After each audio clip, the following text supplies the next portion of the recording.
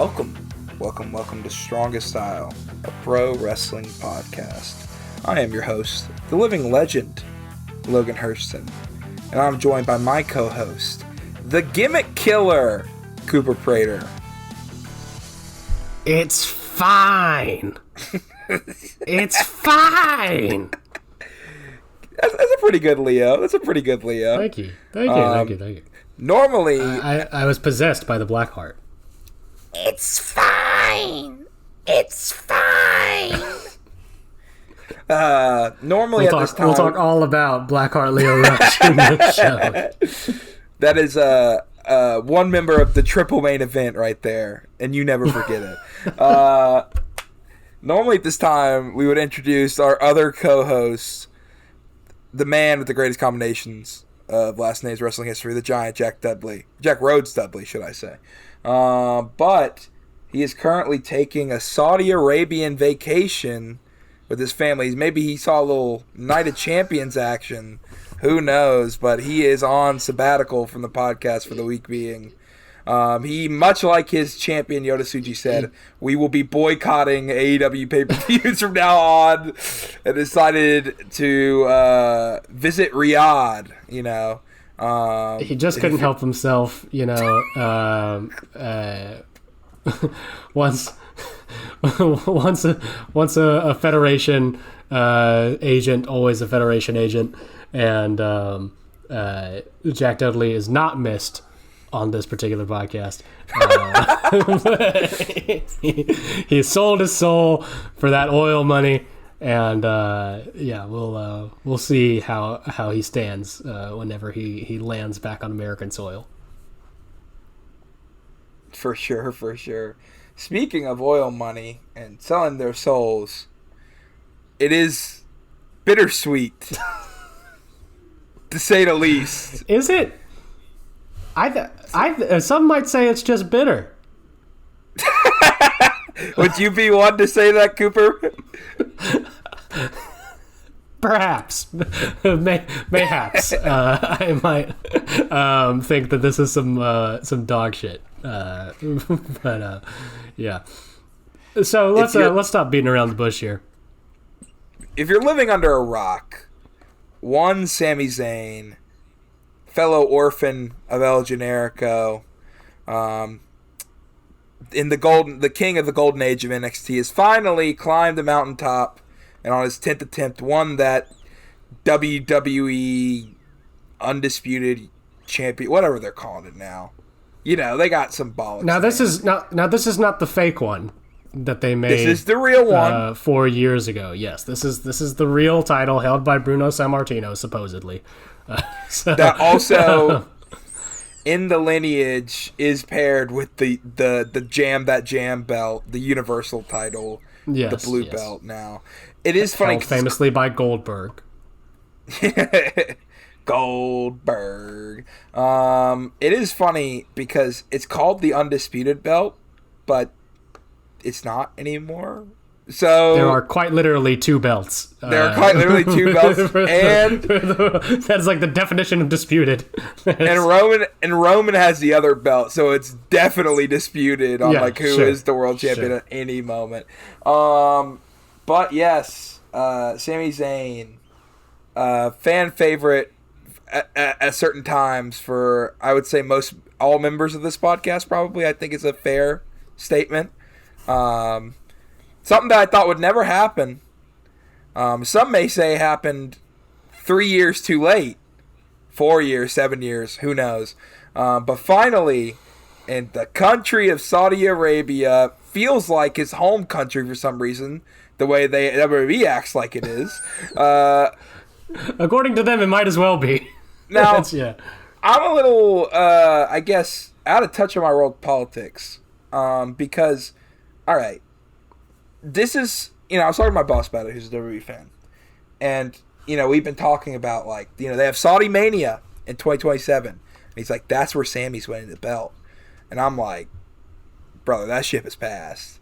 And I was like, when I saw this match, I'm like, this might be the last time. But I'm like, I don't know. I don't see them really taking it off of Cody. And, of course, he won with the most damaging move in professional wrestling, the roll-up. The sunset flip roll-up. Or not sunset flip. It was just Yeah, he really looked really strong. yeah. But my thing is, okay, Sammy's Syrian, correct? Or of Yes. Syrian descent. Yeah, his And parents are Syrian, And which I think originally, makes him Syrian. yes. Originally, he was banned from coming to Saudi Arabia, right? I Or don't did know that he- he was banned, or if he just chose not to go And that then first just year. chose to go. First, like, couple years, I swear. It was like first Yeah, 2 I think it maybe took a little while. Yeah. Yeah, I also am too, I try to keep abreast of politics, as I think things are very important. Things that happen around the world affect everybody in ways that even if you don't perceive it.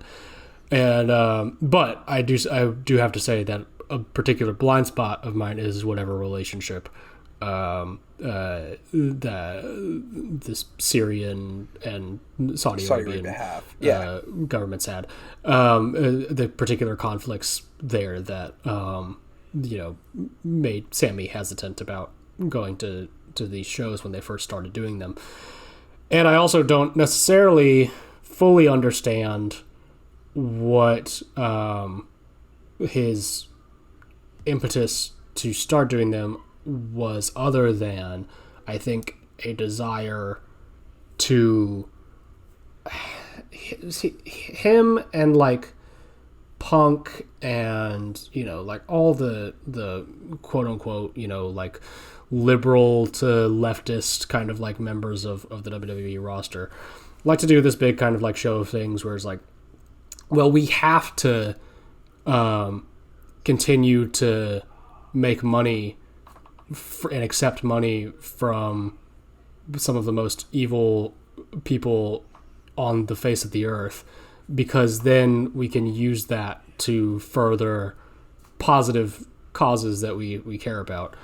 And like I said, like Sammy has done a lot of really, really great work with his Sammy for Syria mobile clinic. I know that he cares an awful lot about keeping that ongoing. I don't know what the state of that particular project is right now. I hope it's still going on. There's always people that need help and sometimes can't afford to go to a hospital for that. So I'm not going to knock him from that point of view. And he's entitled to that. He has more skin in the game than I do. I just think that if you are in that position, you owe it not only to the audience and the fan base that you acquired in part because of your political views, but also, I would argue, you owe it to yourself, so that you don't live under some kind of hug boxy kind of insulated room of your own where you're always making the best decisions. But you owe it to yourself to acknowledge the hypocrisy in that. That's all. Like, I don't expect you to feel bad. Like, and you don't even have to feel bad about it. But you should at least, I think maybe just an acknowledgement of, I'm, I'm taking money from people who, are active participants in whether it be the destruction of democracy or the destruction of human lives or whatever else awful that's happening in the world right now, and so I'm not as quick to congratulate those progressive members of the WWE roster for whatever personal politic they might have, while they continue to earn a living through means that I find morally compromised. Anyways, that is a very long ramble. And before people get upset about us, no, I don't think AEW is any better. I do think if we are to, compare these things on scales, I think that the scale to which AEW is morally compromised is vastly, vastly smaller to the scale. So small that you could barely see it, perhaps, in comparison to the megalithic continent of moral compromises that WWE has. But like, so that is its own thing, and is part of the reason why I'm not as hyped up for this as I could have been. The other part, even divorcing all of that, because whatever, a lot of wrestling fans are quite frankly stupid fucking redneck morons who if they found out what the kingdom, if they could point to the kingdom of Saudi Arabia on a map, they'd be like, oh well, shit, they don't like women either, hell yeah, brother. Like that's what the vast majority of WWE fans would probably think about the political situation over there. But even if you divorce all of that, just as a fictional moment on a fictional show of a fictional sport, I think that this was some bullshit. I think that this fucking sucked and reeks of desperation. I put down in my notes app all of the pertinent news stories that we might want to cover this episode, and at the top of this list I put Sammy's "Here Damn" title reign, because dear God, if there is a "Here Damn" title reign, it is this one. I can guarantee you that they do not give a fuck about Sami Zayn. This serves two purposes. One, this placates their dumb as rocks audience who thinks that because a different person holds the belt that whatever, some brave new creative shift is happening, and that whatever, Chef Paul is cooking again. I guarantee you that is not going to happen. I've seen already people fretting about whatever SmackDown spoilers there are, because apparently they taped SmackDown and whatever. It's not looking good for old Sammy, apparently. They're not going to make this I'm not saying this has to be a long title reign. I don't even think it's going to be an impactful title reign, is my thing. If you think for a second that the WWE in 2026 is capable of booking a impactful 1 month title reign a la AEW with Darby Allin, I think you're out of your fucking mind and you need to be institutionalized. I think that anybody that has any kind of hope, fucking squash that shit right now. It's better for you. All right, go and I don't know. Read a book. When's the last time any of you fucking read a book? All right, like go watch some watch some like real fucking movies, or I don't know, like tell a loved one that you care about them. Like do anything else with your life other than putting your faith in the WWE to book a good wrestling program. But yeah, and like it should have happened 3 years ago. Absolutely. Like I'll say this as somebody who compromised my own morals for a point in time to watch WWE programming because we were talking about it on our previous show that was named after that company, which, hindsight being whatever, 2020, probably shouldn't have done that. It was a pun. It was a perfect pun. It was a pun. But we kind of forced ourselves into talking about that fucking show because of that, I think. That is true. That is true. And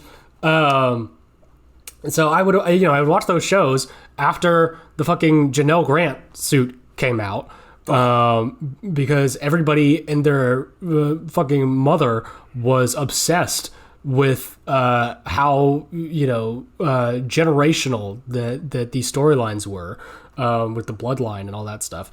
And I will say, one of the, I think, like the parts of that time that isn't horrifically overhyped is the Sammy versus Roman Elimination Chamber match. I think it's genuinely great. And I still think that. I haven't. Now, have I gone back to watch it? No. Will I ever go back to watch it? Fuck no. Like, I just, but I remember so distinctly the feeling that I had that night of absolute, there's no chance. There's zero chance. And then, and watching the match, still thinking that. And there's a point where they fucking get me. And I say, holy shit, maybe there is. Hoping against hope that, that he can do this. And of course he didn't. And I don't even necessarily think that was the wrong decision on that night. If I were booking that show, I would have. But I understood that, they were already aiming for different plans for Cody and all that kind of stuff. But like, I have not, and granted, maybe this is just because I'm not tapped in. But do WWE fans give that much of a fuck about Sami Zayn now? So I've not seen fucking anybody talk about him since, like, I guess, like, the Gunther match. So I've been talking about my boss, who is, like, tapped into the product. And, I've been paying... Look, sadly, as much as I would like to purge the timeline's screwed, brother. I will see it. Like, I won't watch it, but I will see it. You know what I'm saying? Like, it will be witnessed on Twitter. On Twitter.com. Which you should follow Strongest Style on. Well, that's a different we're thing. back active again. But anyway... From my understanding is the fans mostly completely turned on, especially a lot of the diehard WWE fans, because of, like, him getting the U.S. title, wanting Trick to beat him.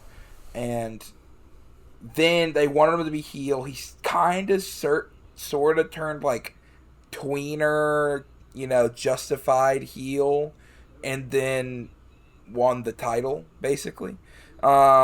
And, like, they started booing him. The crowd was starting to eventually get, like, a little behind his character, but not a lot.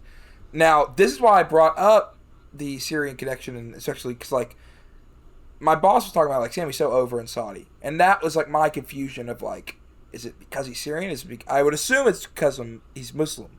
And so it's, like, kind of like a connection there. But I was like, why is he so over, and specifically? They're like they're not going to boo that guy in Saudi. I'm like, no matter if he's facing heel. I'm like, really? I'm like, I don't know. They cheer for Cody. Well, he was incredibly over for, that first time that he went. Oh, yeah, I remember it very distinctly. They went nuts for him. So. And he was over in this match, and he definitely played, like, typical, like, I mean, not like diehard babyface, but, like, he isn't doing any heel stuff, during this match. It seemed more Cody was leaning more angry and, like, but. I don't know. The moment, like, and again, like, why I said, like, I feel like the moment has passed kind of thing, like, is, how many years are we removed from the Roman match? What, 4 years? 3 or 4 years? Coming up on it, if not, yeah. That was WrestleMania 39. We're on WrestleMania 43 next year? 3, yes. So, yeah, 4 years, because... 42 is this year, 41, 40. Yeah, because that was before that WrestleMania. Because I remember, like, don't even get me into Roman thing. And I agree on your point of, like, I saw that match. I was at work, and I, like, had time to put it on. And I was like, I'm not even going to watch this. Doesn't matter. And I was, like, sucked in, like, jumping up and down. Because I was like, oh, my God, he's going to do it. And I thought there was no shot. But, yeah, I don't know. Like, my thing is, like, I don't think the crowd's that behind him. I think he drops it in 9 days to Cody on Raw to pop a rating, Wow, like, 9 days. Jesus Christ. There is a part of me that's like, in the history books, I'm glad that we'll have his name by it. Because it is, like, a historic thing, no matter, it is completely tainted, but, like, ultimately, like, for a long time that was a mountaintop. So he could put his name by, like, The Rock, Stone Cold. And then also some bad people like Hulk Hogan. But again, Hulk Hogan's ultimately, like, tied to wrestling. You can't take it away, But, yeah, it's just kind of, like, it wasn't, like, a ultimately, like, feel-good moment either. It was just kind of like a surprise, And it would have felt more monumental if it wasn't, like, a three-way, too, But, whatever.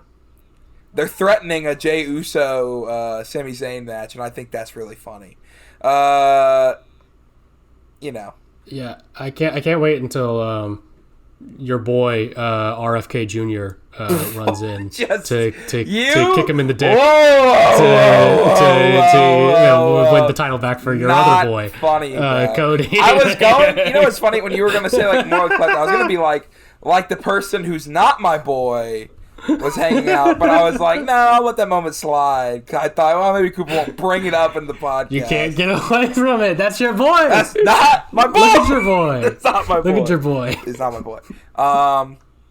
No. It's funny. I think he gets squashed by Brock, and they run that and Opa at SummerSlam. He gets Kofi'd. The most morally corrupt answer. You can take away the man, but you can't take away his spirit. They're trying to jingle the keys in front of me too, because apparently Sammy has been talking to Johnny Gargano every single week on TV. So they're really gonna run if he gets more than 9 days, and they run SmackDown main event Johnny Gargano versus Sami Zayn. I won't watch. But man, it's like I can feel the monkey's paw like curling. Like I can feel like the blood in my veins. Like I get like it's right.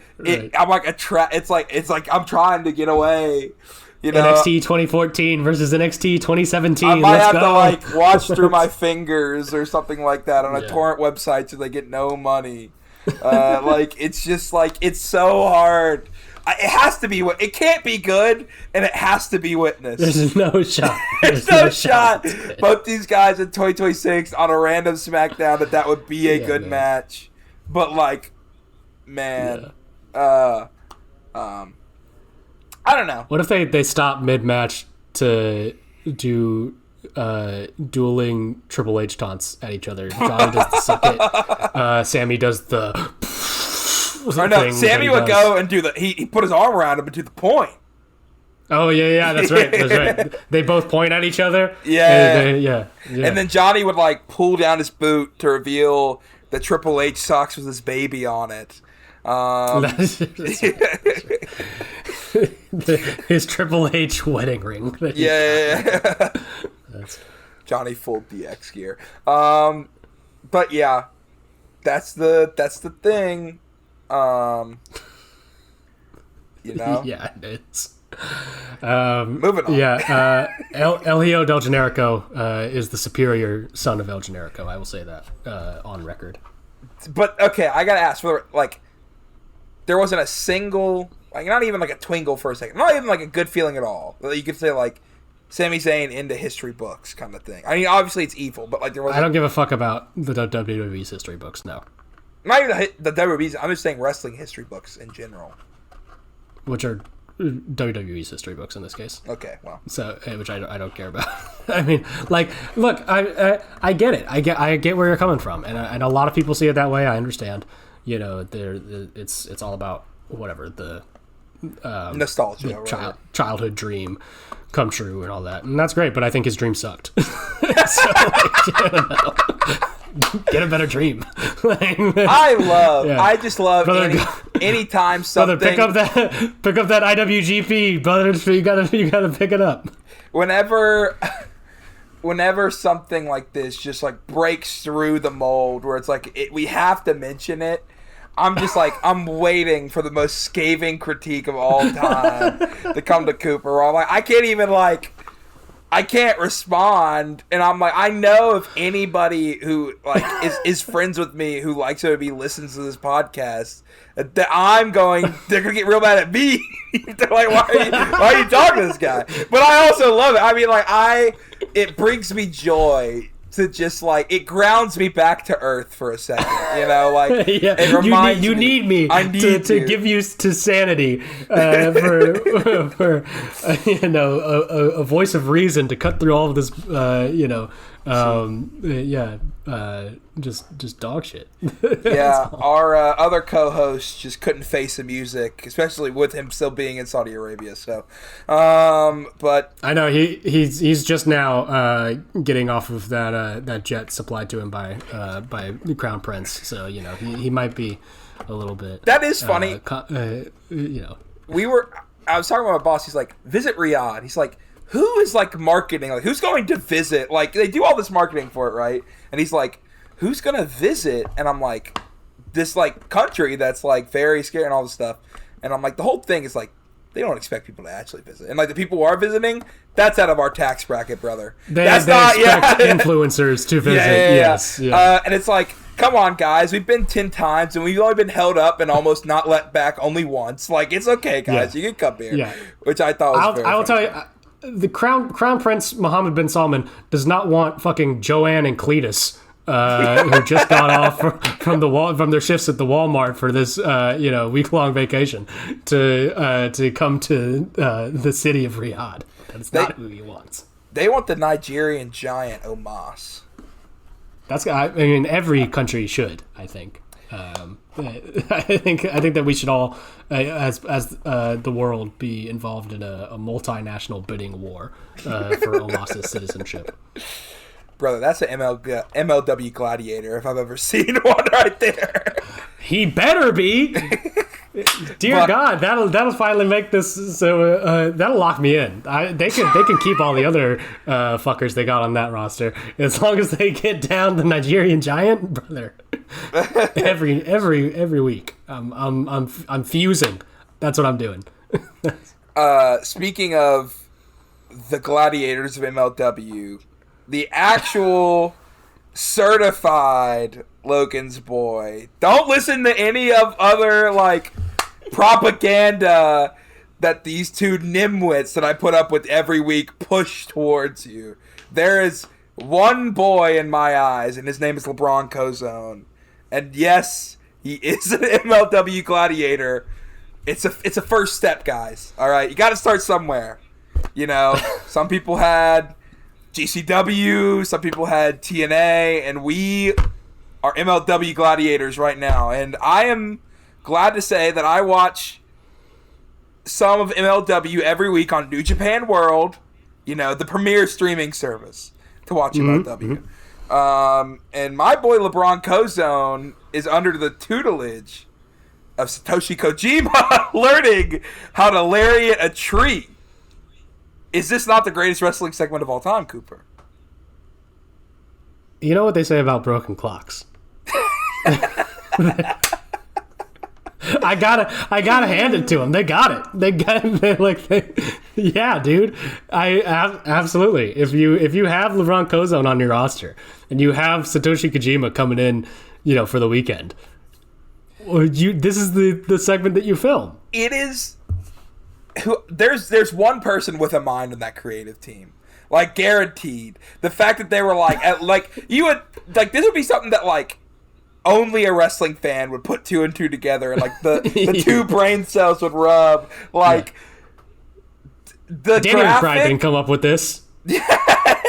The graphic of Kojima teaches Kozone the secrets of the lariat is the funniest thing that's what they called it. I have ever read. It I was teaches him the secrets. We were crapping on Jack last week. This is your streaming service. But you know what? Yeah. They got me. And when Big Kozone gets a little tour with New Japan, when Kushida talks him up, he's like, Kushida and Kojima's this guy, this gladiator, he's pretty good. Dude, imagine we already know because we've seen it in person how powerful the ball game lariat is from LeBron Kozone. Now, just imagine what he'll be able to do now that he's got the power of the cozy lariat mixed into it. I think he's unstoppable. He's on a one-way track to taking down Killer Cross for that MLW World Heavyweight Championship, I think. See, you got me all excited that you reminded me who was the MLW World Champion. That's the problem with the promotion. And I was like, I'm going to keep up with my other DPW guy. What's Trevor Lee up to? You know what Trevor Lee's up to on this show? Do you know Cooper? He's fighting the rude dude. Not Riddle, bro. What are we doing? What? You had me for 1 second and you lost me. Oh god. We got Paul Walter Hauser here. We got the Good Brothers. We got Don Gatto Tequila. We got Bishop Dwyer not signed a contract. He wanted like a private jet and ate coffee every day or some crap. Like, maybe we become an MLW podcast. We got middleweight champion Austin Aries in 2026. That's the number 2 promotion in America, brother. I don't know what you're talking You're about. goddamn right it is. It's genuinely better than TNA. Oh, TNA has 4 guys. They got Nick Nemeth, Moose, AJ Francis, and Ryan Mr. Ryan Nemeth. Oh yeah, and Mr. Elegance. Who could forget? Mr. Elegance. Who could forget? Yes. Right. Speaking of TNA, Cooper. Yeah. Let's get into it.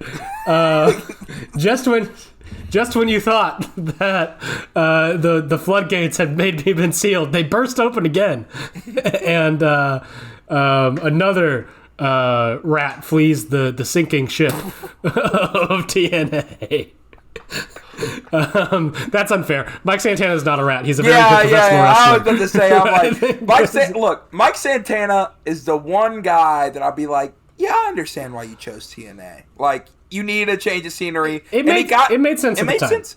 And now he's going to get a lot more money to work NXT, who has nobody on their roster right now, brother. Hey, he's going to get a lockup with Naraku and I was about to say, whatever they name Hiromu. They got nobody. They got Naraku.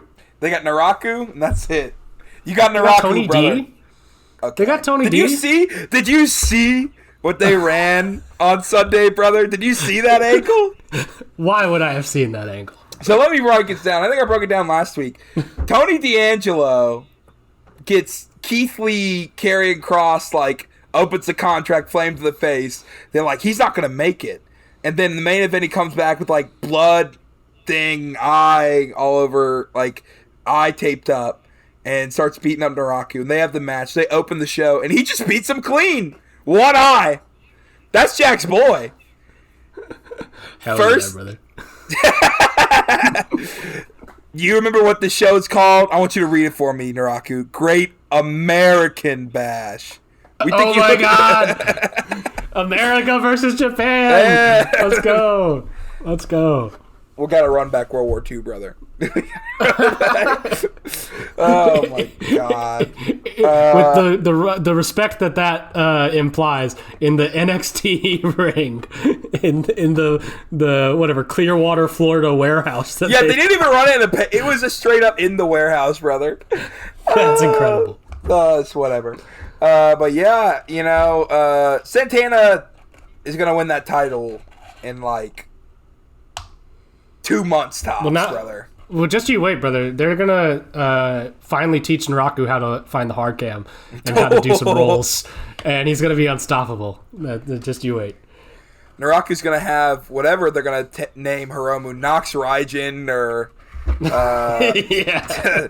There's like 20 names they've like copyrighted, and they're all terrible. So prepare for that. The what's the synonym for the ticking time bomb? What was his new nickname be? What if they name him Daryl? That would be good. See, they won't do that because they won't do that. I know. I've made myself sad as I was saying it. That would be funny. Yeah. It's just like a guy named Daryl. He cannot speak any English. He just Not like looks at you. He just like not a lick. Yeah. Except sometimes he like will nudge Naraku over by him, and he'll say, "Shut the fuck up." Hey, brother, it's gonna be Naraku, Daryl, Brooks Jensen. # new House of Torture spelled NU. That's right. No, brother, dude, that's the new Holy Demon Army. Don't you remember? True. Brooks Jensen. Let's not forget about the fucking Blue Eye Samurai over there. The spirit of Kawada is flowing through him, brother. I'm gonna kill that white boy. I swear to God. Did you see him say like something about he did the Ichiguri and he shouted at Kawada or something like that? Someone said Kawada never did a thigh slap, brother. When he hit it. That brother posted a picture of him with some dog shit, whatever, NXT belt, and fucking have the gall to post beside it a picture of Magnum TA. I'm going to strangle that boy. Oh, I can't wait till he starts working some ROH matches in a year, brother. You know it's well, then coming. It'll be good. You know it's coming. Then I'll like it. Then it's like, this white boy's alright. Yeah. Brother, they get him in there with Tommy Billington? Now we're cooking. True. Yeah. What else do we have on the slate? Let's not talk about AJ Styles' Chud's son. No, I can't. I don't have it in me. I want to say, it in me. real quick, I'm scrolling through Instagram. I see some shindy wrestler with AJ, and I'm like, oh, I didn't know AJ like went to India. I wonder if he was just like in the crowd and like, posed this wrestler. No idea that was his Chud son. I was like, Avery Styles, bro, he has not an ounce of originality in him. Did you see from he He's came coming out to Demigods, dude. The entrance he does the 2000s, he's hitting the under the barricade over the top, like Styles, like, come on, bro. Like, you can only do so much.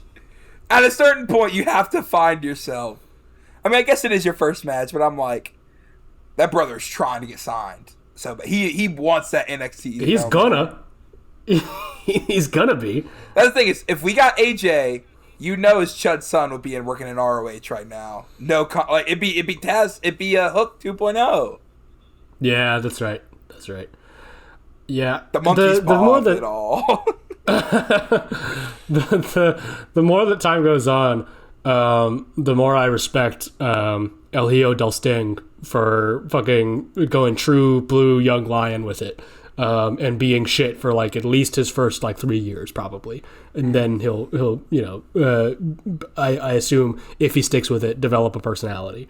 But it's way better than just whatever this is. I also respect him for like, I'm gonna do my life, and then I'm gonna do wrestling just because it's fun with my dad, and then getting the itch instead of like, I'm just gonna coast off my dad right now, brother. Yeah. You forget that nepo babies exist. I'm sure that, the tag team with Avery Jones and Zilla Fatu is going to, really set the world on fire. Brother, and, Zilla's WWE bound. I don't know what you're talking about, brother. That's what I'm saying. So is Avery Jones. Is he officially? Probably. I mean, he's going to be. That's what I'm saying. That's true. It's a matter of time. Yeah. You don't think they're going to at least, try with it? Yeah. They tried it with Evander Holyfield's son, and he's a boxer. He's not even a wrestler. Of course they're going to try. They'll just take anybody. Yeah. I mean, dude, he at least, his dad, he grew up on wrestling versus, all these chuds they have in the Performance Center who have not watched SGT Slaughter, brother. That's real right there. Do you remember when AJ's son said that wrestling was fake and gay or some shit? Was that son? I think so. I think somebody asked him, I was like, "Hey, would you ever want to, give wrestling a shot?" He's like, "I don't watch that bullshit." That's hilarious. Which is crazy because he's saying now all of his kids want to do wrestling, which is also funny because now Kurt Angle is threatening that his daughter will also be in wrestling in 10 years from now. So that's probably right. Yeah. Stay away from the painkiller, sister. That's all I gotta say. Pay very well attention to what your father did and learned from it. Just rewind those tapes. Back and to the left. Back and to the left. Now understand that what he does in TNA is very cool. But but you have to realize it is funny. I keep getting like YouTube shorts of like interviews, and it's like Kurt, like when he had to leave WWE, he's like, I told Vince, like, I'm gonna kill you, you have to fire me and all this stuff, and he's like, to get clean, like, you have to let me go. And then like literally like a week later, he's in TNA and he pops Perk for like another 3 years. Like, it did not help at all. All it did was just ship him to TNA, let him do whatever he wants. They're not stopping him. They have nothing to lose here. Like, come on. Hilarious. Hey man, as long as he makes it to Universal Studios by 6 p.m. call time, then we're good. we'll just let him roll. It's funny because it's like supposed to be like, this is the thing that got him clean. It's like, no, this is what prolonged you for another 5 years. This did not help at all. This brought you perhaps to the lowest point you've ever been in your life, where your wife divorced you and got married to the guy that you were in a feud with. You like Sting? You like his son? Well, he slapped my wife. Moving on. What else do we have on the plate? Do we have any more fun news? Not really. Okay. Well, yeah. It's been real fun right now, but we are going to get a little serious. We hate to do this, but it's a fact of life and it's a fact of the business. But stop beating around the bush. Recently this week, Joe Doring, I guess independent right now, a professional wrestler, he was signed to TNA before his cancer diagnosis, has sadly passed away at age 44. You hate to see any wrestler go, especially that young. It's been a really rough past couple of years for his family. I know they had their, I think they went through like 3 bouts with this tumor. I know just last week they were looking to enter him into hospice. So they knew it was near the end. But it's weird to see, especially like 44, especially in wrestling years. Like nowadays, you're still in your prime at 44. It's so young, man. Yeah, insanely young. I mean, for anybody, but yeah, let alone for a wrestler. Yep. Especially in like today's business. I am not as familiar with them. I'm familiar with some of his work. I watched some of that TNA stuff, and when he was sadly in that he was in that era of the, I would say, TNA rebuild right before when they were ending the Impact. What's his name from Maple Leaf Pro had taken over? Scott. Yeah, Scott D'Amore. He was working with, what was the faction he was in with Eric Young and gosh, I'm blanking out. He did a tag team with it was Violent by Design. Violent by Design. Yep. Yes, it's him, Eric Young, and Cody Deaner. That's who it was. Yep. Yeah. I watched, a couple of those, like, because I remember that was the time they were, I think, maybe still on Access TV, and I think had just started, like, maybe streaming on Twitch at that point, too. And so, like, it became pretty accessible for most people, if you had an internet connection at least. And so people would just stream it on Twitch and stuff. And that's how I watched a couple of, what at the time Impact was putting out. And it was my first introduction to Joe. It was through that Violent by Design team and storyline that he had. And I thought that he was just really interesting looking at first. He has a great look to him. Very throwbacky, obviously, to the big rough cowboy characters of wrestling's past. Stan Hansen obviously is the most apt comparison, and that was, I think, very much intentional, especially in his work in Japan, which I've seen thankfully, a lot of people, in the wake of this horrible news, going back and revisiting and really finding an appreciation for that it didn't at the time. All Japan Pro Wrestling, which is where, he had had a brief little independent run. I think he had done some work in Puerto Rico and, some American indies. But pretty quickly finds himself in All Japan. And this is like, I want to say like mid-2000s. Where 2010s-ish, like late to early 2010s. Well, the first run is in the 2000s. Is in like 2006, 7, I think. And then he gets a developmental deal with WWE. And he is in FCW for like a couple years, but never makes it to main roster. He gets cut. He goes back to All Japan, and that is like the big push, to the Triple Crown that a lot of people recently have been rediscovering.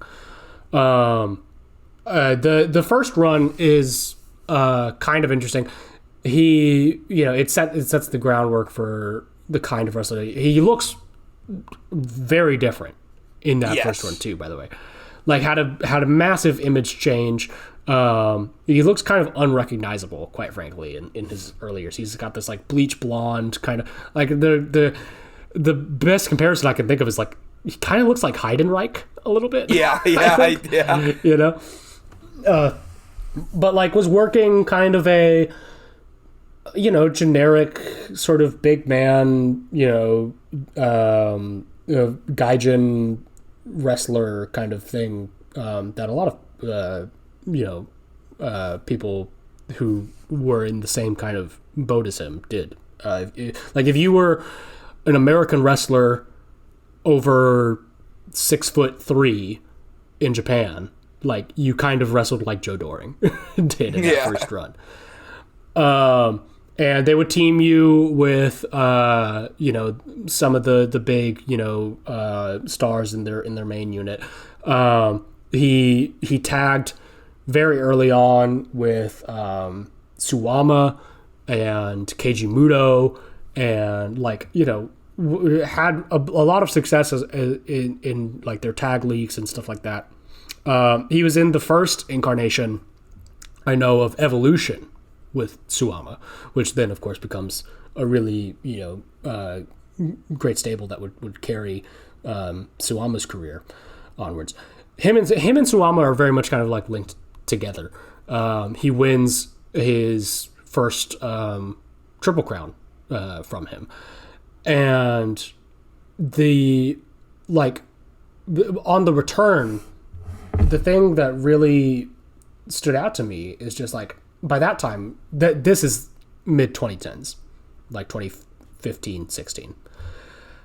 And at this point, I think it is fair to say that exactly nobody in the United States is looking at All Japan Pro Wrestling at all. Mm-hmm.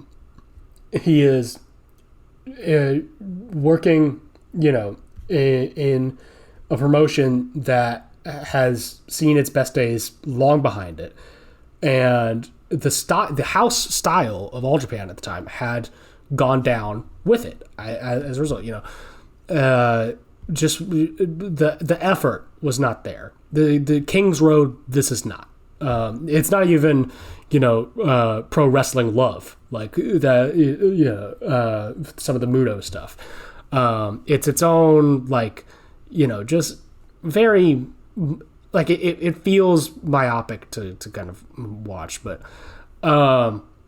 Joe, at the time, I'm sure this seemed very silly, but by doing the Hansen, kind of gimmick, and he shifts his style to be straight up fucking 92-93 Kings Road, and he is putting these guys through their paces in a way that they haven't had to since like a decade, when he gets in with Suwama again at this time, they make fucking just fireworks go off with how goddamn hard they hit each other.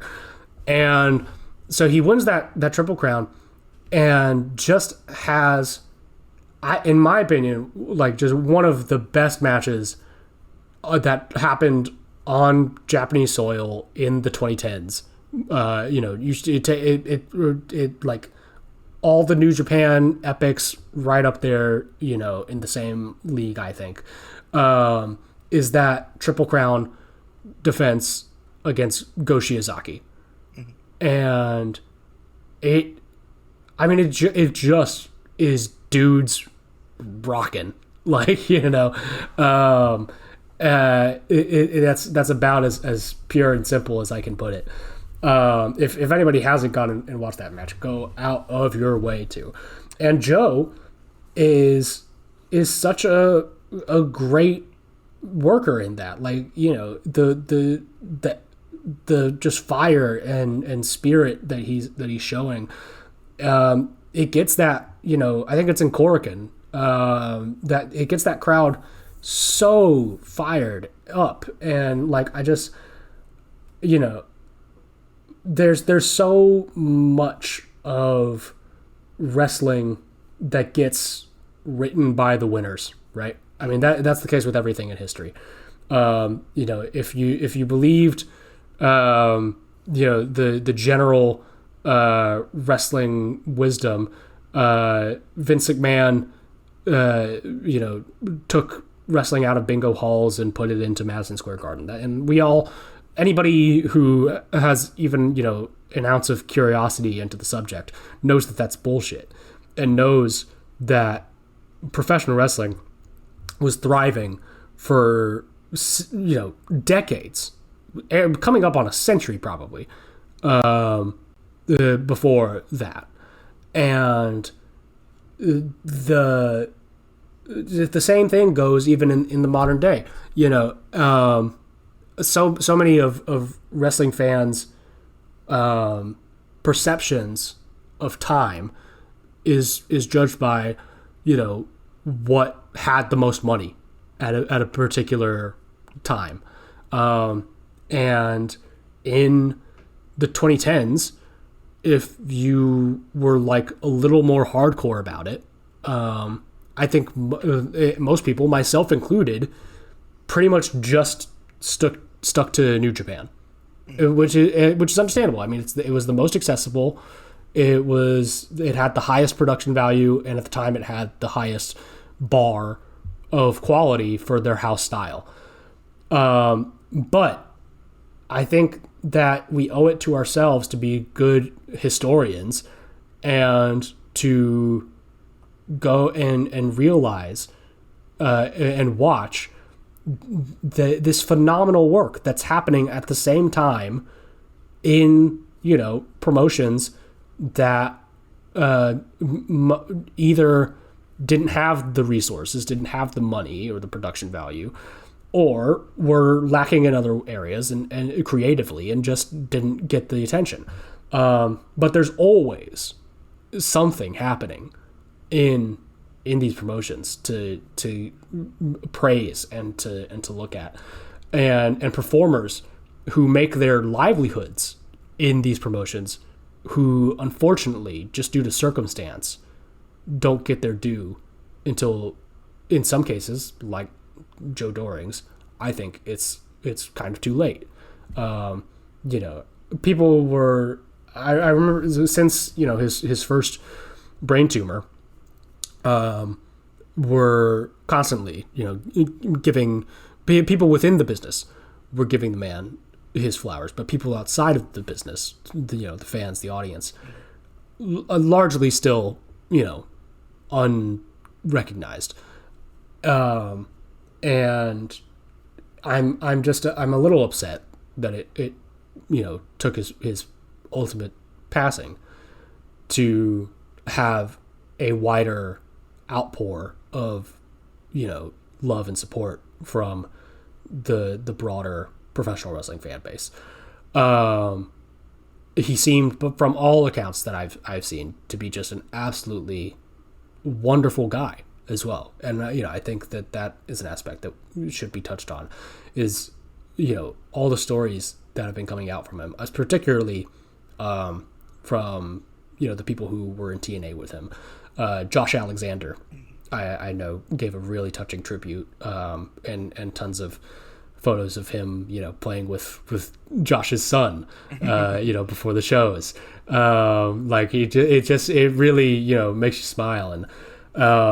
And he just seemed to be a guy who, like so many people diagnosed with the illnesses that he had, just don't deserve that particular.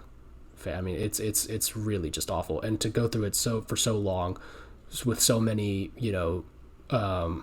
kind of moments of hope along the way, that then there's another diagnosis, and it's just really fucking sad, man.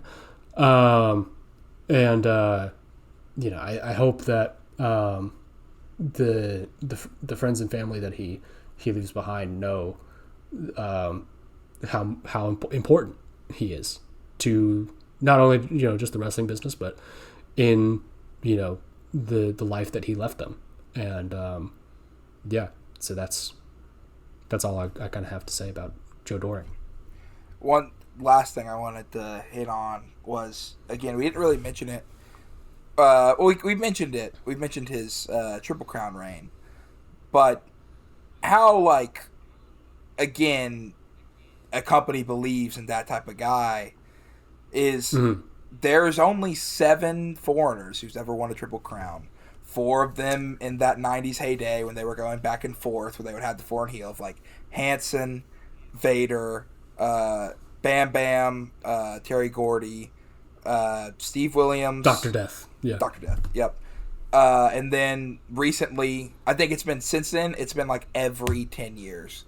There was it's Akebono, I know.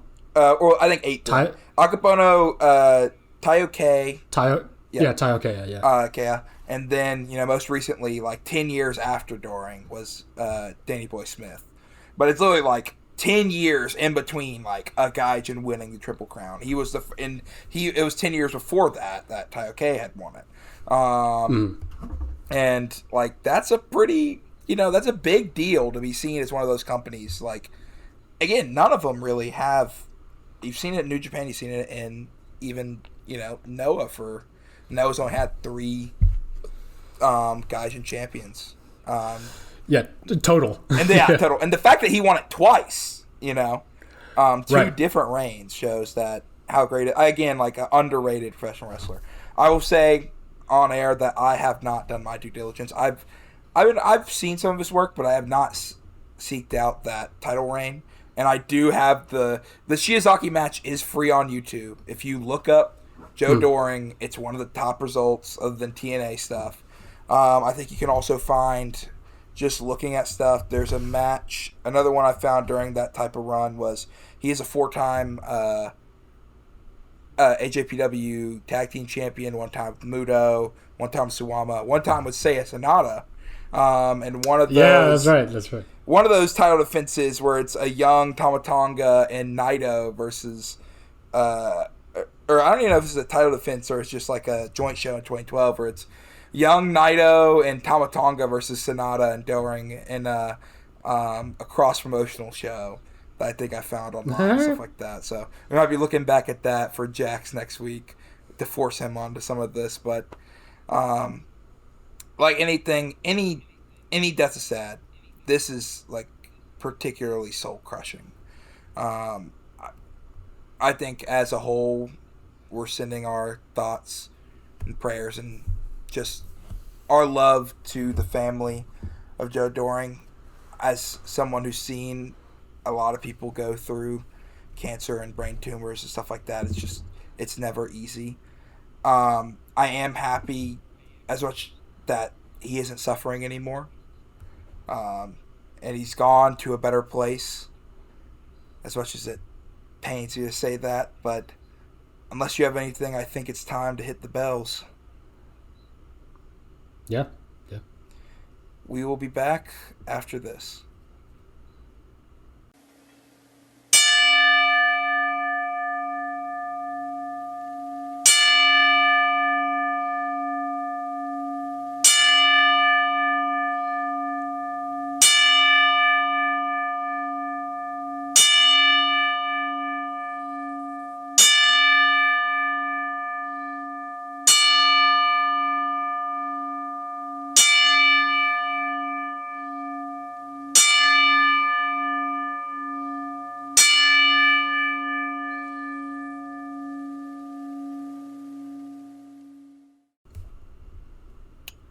Welcome back to Strongest Style.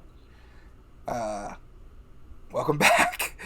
It's always there's no transition. Like there's no easy way. You just gotta move on. You gotta keep everything goes. Yeah. Everything goes. Yeah. Keep moving forward. Keep on trucking. But I believe you had some CMLL to talk about, Mr. Prater. I did. Yeah. I'd been kind of falling out of the loop on the Consejo Mundial de Lucha Libre for the past couple of months or so.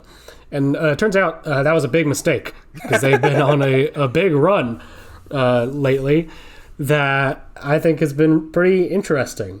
So mostly going from like, I want to say sort of end of May and into the rest of June. They've been putting on some really, really cool shows. I don't know. I talked about a while ago the the Copa Junior finals with Zandokan and Elio de Viana Tercero, and the kind of like interesting position that Viana Tercero has been put in. Since then, he's not necessarily been like, rocketed up to the top of the cards. He's still in the Viano's team with his brother. And they had another incredible match of the year contender, I think, with Los Hermanos Caballeros, or Calaveras, my bad. And so I think for right now, the Viano Tercero kind of rise is going to happen underneath a lot of the other kind of stuff that they're setting up in CMLL. At the top of the cards, though, for the recent Super Viernes shows, the Sky Team tag matches have been on an incredible run. Just some next level shit going on from particularly Místico and Máscara Dorada. We obviously, we'll see them later on in the show when we talk about Forbidden Door. But their CMLL stuff has been really, really stellar so far. The teams that they've been going up against have, I think, varied in quality. They have had some stuff, I believe, with Galeon Fantasma, that's Zandokan Jr.'s stable of spooky pirate guys. And which, by the way, I need to let the people know. If you're not watching CMLL, you need to, for this reason alone, so that you can see maybe one of my favorite wrestlers in the world right now, Defunto, who's in Galeon Fantasma.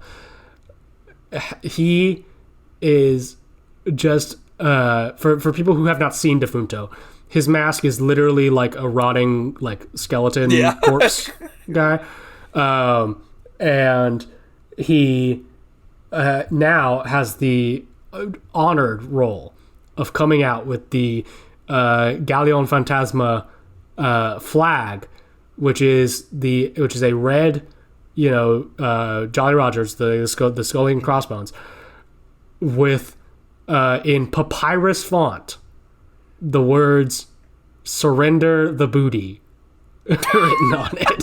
that he flies in English, in perfect English, that he flies on the way to the ring. It is hilarious, and Defunto is maybe the best wrestler in the world, I think, for that. Yeah, and they've had really good trios matches lately. They've added in this other guy, I think like Furio Rosa, I think, or Roja, who is like a bigger, like stockier kind of powerhouse dude. I think he's a really good addition to the team, and much better than I think Barboza, who is for all of the points towards him. Ultimately, at the end of the day, just a lesser Zandokan Jr. to me. But really, the big thing in CMLL that I want to talk about for just a little bit is the run that AEW's Commander has had over there.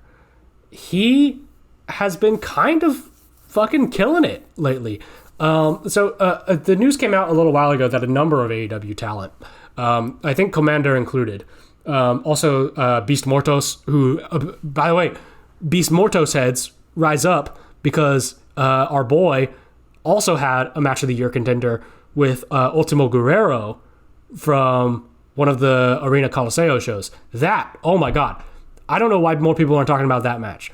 There was another big like Commander match, I think, at the top of that card, but the Beast Mortos and Guerrero was like some big meaty men smacking meat type of shit, and if you're into that, you should watch it. But anyways, Commander is I think maybe currently dealing with some visa issues, as are a number of international AEW talent. And so, they're not able to be really featured on main AEW programming right now.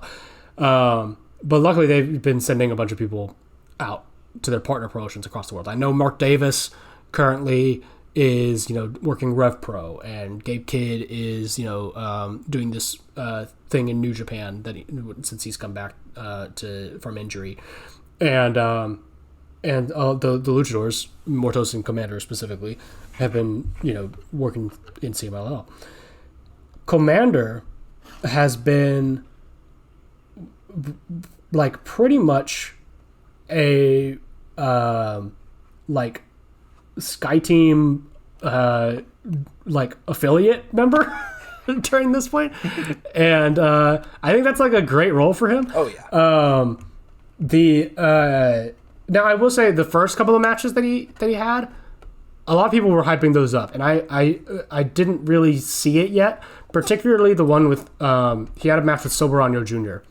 that I know that people loved. I didn't really dig it that much because I think, and I realized why this was, because Soberano, as much as I love him, is not the kind of wrestler who is going to adjust their style for crowd reaction.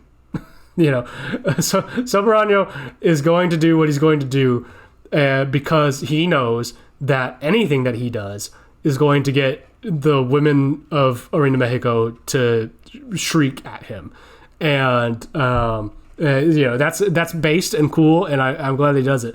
But Commander needs to be the all-conquering hero of these matches, and unfortunately he just doesn't have that kind of dynamic with Soberano, I think.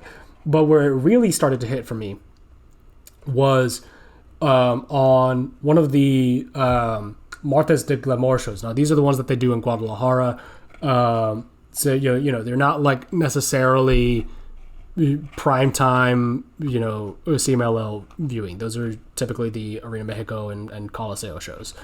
But they do tend to have some banger matches every once in a while, including Commander versus Neon from Sky Team. And that is when I think it clicked for Commander's role in CMLL. This Guadalajara crowd well, you would have thought that Commander was like fucking the second coming when he was hitting some of these comeback spots, man. It was great. Neon, I think, adjusted really well to this reaction, because Neon's usually a Technico too. Usually the crowd really loves him. He, does a lot of really, high fly. He's in Sky Team. He does a lot of flips and high flying stuff. But the way that he was doing it here seemed like a guy trying to little brother Commander. He was like, okay, the crowd likes you. You do flips too. That's nice. Let me show you how it's fucking done. And Commander came back with, I think, a fire that was really, really great. And he kept that momentum going into a Arena Coliseo show with Angel de Oro. And it was much more just like clear, basic, meat and potatoes, babyface, heel, technical, rudo stuff with Angel de Oro. And that was incredible. Go out of your way to watch that. And he's kind of kept it rolling, since then. He had a match with Volador Jr. in Arena Puebla that I haven't seen yet, but I'm really excited to, because Volador has been doing some interesting stuff lately with Bandido. I know during the stretch that Bandido went back down there, they had a series that led to an ROH title defense. And he's recently, he's like, Commander's, I think, picking up a lot of steam that I am interested to see how, if at all, it plays out. Now AEW could just snatch him back up once his visa issues are done, and make him just another guy that they'll slot in to a Ring of Honor taping or a Collision tag or something like that. But I think that would be really short-sighted, and I want them to let this play out, see how far he can go in CMLL, because maybe, possibly, they don't do title changes all that often. That's not the big important storytelling device there, but a title switch does mean something. It does mean that you are important there, and I'll be quite frankly. There's some people who are in the class that Commander is in with title belts around their waists that I think, quite frankly, Commander is probably a lot better than. So, I think that if they wanted to really take a chance on him, they could. And I think that the crowd, if their reactions to him so far have been anything to go by, would accept him. I don't think they see him in the same way that New Japan fans see a lot of AEW guys coming in as outsiders and stuff like that. I think they really are all aboard for Commander and Bandido and Beast Mortos. I think they accept these AEW guys kind of whole cloth. So the one true Lucha Libre promotion, the one good professional wrestling promotion, one might say, is on a roll right now. Yeah, Commander's always been interesting to me because he hasn't, he comes from AAA originally. He's in AAA from 2019 to... That's the craziest thing, yeah. He's a AAA guy. He's a AAA guy, and then, he started tearing it up on the American Indies, signed to AEW, and it was, still in AEW, he would have his singles matches, but then he'd be paired with Vikingo. The AAA champion. Yeah. He'd still make appearances. And then, he got over the CMLL and, he's kind of, again, he's in this weird spot for AEW TV where it's they're not really using him. And if they are, it's very sporadically. I don't know if it's visa issues or stuff like that. But, even in Ring of Honor, other than him getting that, one TV title reign, him getting the spot in the C2, it's what has he done since then, So it's if he can flourish CML, I think that's the best thing for him. Is he under dual contract? I think I don't know that he is. They bill him, I know, in the matches that he's had as AEW Commander. So they have the little logo by his name and everything. But yeah, I think he has maybe had some injuries, in between them that have maybe stalled a little bit of momentum, but nothing that's lasted like that long. No. And yeah, he's at this point now, even in America, where he will just come in and show out and kind of like steal the show for a little bit, and then he's back doing kind of the same thing next week. They don't ever seem to really get behind him, and I don't know why that is, but he's I think way better now in this environment than he has been in AEW for the last little year or so. The thing is, I don't expect them to trap a rocket to him like the way AEW has kind of treated luchadors. Not terribly, but the most you could say with any of them have been Bandito, and even then, looking at his booking in AEW compared to looking at his booking in Ring of Honor, other than the tag title reign of Brody, it's like he's had 4 straight pay-per-view losses as Ring of Honor champion, and they don't give him anything unless it's the Ring of Honor, half the time, unless it's like Hechisero's coming in or they give it to Takeshita. I will, and Commander before Hologram's injury was NCML and AEW broadly very much his go-to tag team partner. It seems like anytime you have somebody who's a luchador in AEW, Commander's right by his side. It is crazy to me, just slot him into conglomeration. How is he not in these conglomeration, 6-man tags we get every other week on Collision or stuff like that? He Hologram's in the conglomeration. Why is Commander not? And it's that's one way to strap a rocket to a guy. Or not even strap a rocket, but steadily build him. Is if he's in the conglomeration, once every year or so, somebody in the conglomeration gets somewhat of a main event push. Right now it's Briscoe, or last year it was O'Reilly with Mox's stuff, and it's you could have had Commander in the steel cage match for one of these slots, for sure. We could have taken out Orange or Kyle or Roddy, and even though he's not CMLL representation, it's at least somewhat of worldly flourish, but whatever. As long as that walking shooting star press off the top of the cage, brother, come on. Gosh, dude. As long as he's finding substantial work though in CMLL, I'm very happy. Because as someone who we saw him live, that's a super friend. We did. He is indeed. We saw the touring Vikingo match in Atlanta, Georgia, brother. That's right. I forgot about that. Because that's how we went. We're dude, they're running Vikingo. Commander versus Vikingo. We have to go. Yeah. And they ran off of the thing at center stage too. I think Vikingo won, right?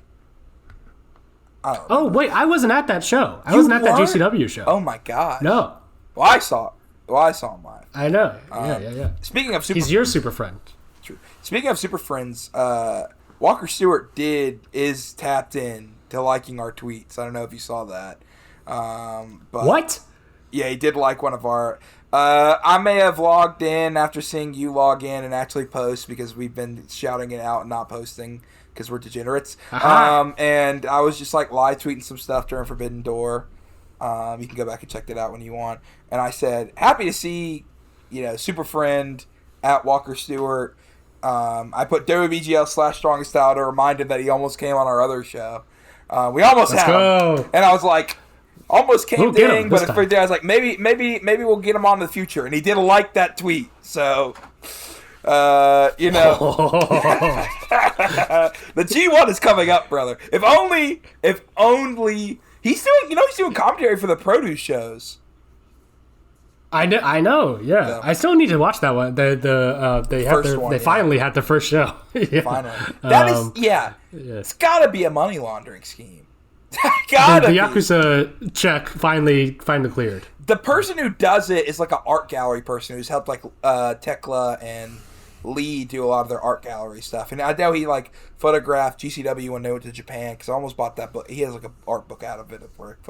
But yeah, it is crazy. That is a crazy, and I was 6 shows with a bunch of crazy matches and still haven't ran the first show until now. But yeah, moving on. I think it's time to open that Forbidden Door, which is again, the more as we get into Forbidden Door season every year, I'm like, this is a weirdly named pay-per-view because all we're seeing is portals, brother. It's all portals, but somehow it's a Forbidden Door. We can't get like a door, man. We can't get more doors. Are you talking about the graphics? About the graphics. The graphics Doctor Strange now, portals? are all Doctor Strange portals, and like the stage they had the Doctor Strange portal, and now the cage is what is it? The Devil's Door, which is a circle portal. You know, it's like this be Forbidden Portal or Portal. I hate some more rectangles in this show. Yeah. They should only use for Forbidden Door. They do GCW style. They don't use any tables. Only like doors they buy from Home Depot. Yeah, doors under the ring. Yeah. But do you want to talk about the pre-show? Only in little bursts here. We started off on the buy-in, which it's the buy-in again. Yeah, the buy-in. And not the 0 hour, which I don't. There's no rhyme or reason to it. But we had the first promotion versus promotion match of the night, representing an Unbound Company. He's gonna hit that Drilla, right? Drilla Maloney. He came in to take on Daniel Garcia of the Death Riders, and this match was pretty stupid, but it was fun. The crowd, hey, shout out San Jose. Some of these people are real Shin Nihon freaks. They popped huge when he got him up for the Drilla Killa. All right. So they clearly know ball at least a little bit when it comes to Drilla, and he did hit that Drilla, and weird looking Drilla Killa on a very a Drilla Killa that looked like for a split second there he was about to just fucking drop him. Yeah. Danny doesn't know you gotta keep the legs up in the air. He should know. Yeah. It's just the Gonzo bomb that Brody takes. I'm sure he's taken it before. Bro is sandbagging him. Bro is sandbagging him. From Shin Niho. F out of here, bro. Yeah. He Get a load of this guy. He did hit that Drilla right though. And I haven't seen Drilla Maloney's entrance gear because half the time I'm skipping entrance in New Japan. He's got something crazy going on there. It looks like he just looks. I forget what he was wearing here. I thought it was just the whatever, basic kind of black leather tights with I don't know, some pattern. His entrance was jacket with the fur thing with the gloves and stuff like that. That bro's an anime. That's an anime villain, bro. That's not a professional. It just I've never seen a fur coat with the gloves. I think is what really is throwing me off. You know. We will get into questionable gear choices later on in this particular show. Don't you worry. There's a lot of decisions being made here. Then we got into one of those TBS champions, survival of the fittest qualifiers. Yeah, they just keep rolling them out here. And this match will finally, I think, be happening on Dynamite later. So you want to hear something funny? So they've done all these qualifiers, and I was when we were talking about them, yeah, they haven't finished qualifiers. They'll be on Forbidden. I thought this match was on Forbidden Door, and halfway through the week, I said, "Oh my gosh, we never did that match prediction." And then I looked it up, and it was it's on Dynamite this week. I was what? No, sir. Can't even get him off the card, bro. Come on. You're using Persephone and Micah. Why couldn't they just be on the card? We gotta make room for the backpack spots, brother. What do you gotta you can either have one or the other. Though. You can either have one or the other. But yeah, so the last of these qualifying matches, representing the Triangle of Madness, one of the Sisters of Sin, Sky Blue, taking on Stardom representative Micah, in what I thought was okay match. The big shocking thing here, I don't really have anything to say about the body of it, was the result here, which took some people by surprise. But Micah got the win and will be in that TBS Championship Survival of the Fittest match. Now, she will probably not be winning that, but I think it's cool to have her in there.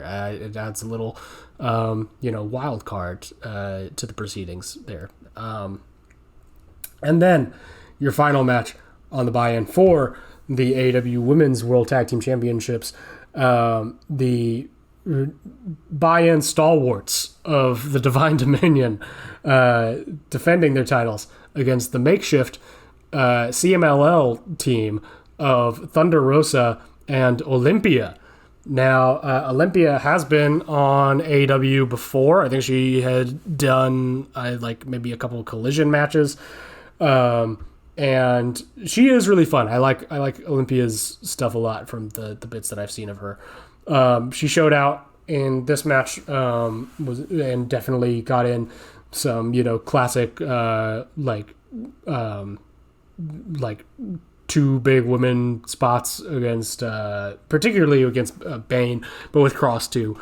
Those three are the big ones. Thunder kind of holds her role as the normal person in the match, but I think ultimately Thunder Rosa is just not quite at the level that she was like a couple years ago, to where like she could be conceivably in a title picture.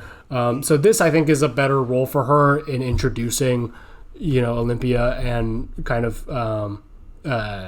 fighting for these titles, which are, to be blunt, of less importance to AEW overall. So I don't know who takes the belts off the Divine Dominion. Probably nobody. They probably retire the belts with them, honestly. So, but then we get in to Forbidden Door proper, with what I think most people anticipated would be the opening match of this card. That three-way tag between AEW's Young Bucks, New Japan Pro Wrestling's Unbound Company, this time represented by Shingo Takagi and Titan, and CMLL's World Trios Champions and your brand new Ring of Honor Tag Team Champions, El Sky Team of Máscara Dorada and El Rey de Plata y Oro, my goat and yours, Místico, who unfortunately got fucking robbed in this match because goddamn Matthew Hogan over here had to get his shit in, and he broke up the La Mystica with a fucking super kick, and then did some bullshit to, I think, who did he actually pin here? Was it Teton? It was probably Teton. I think. Yeah. But I will say this match was super, super fun.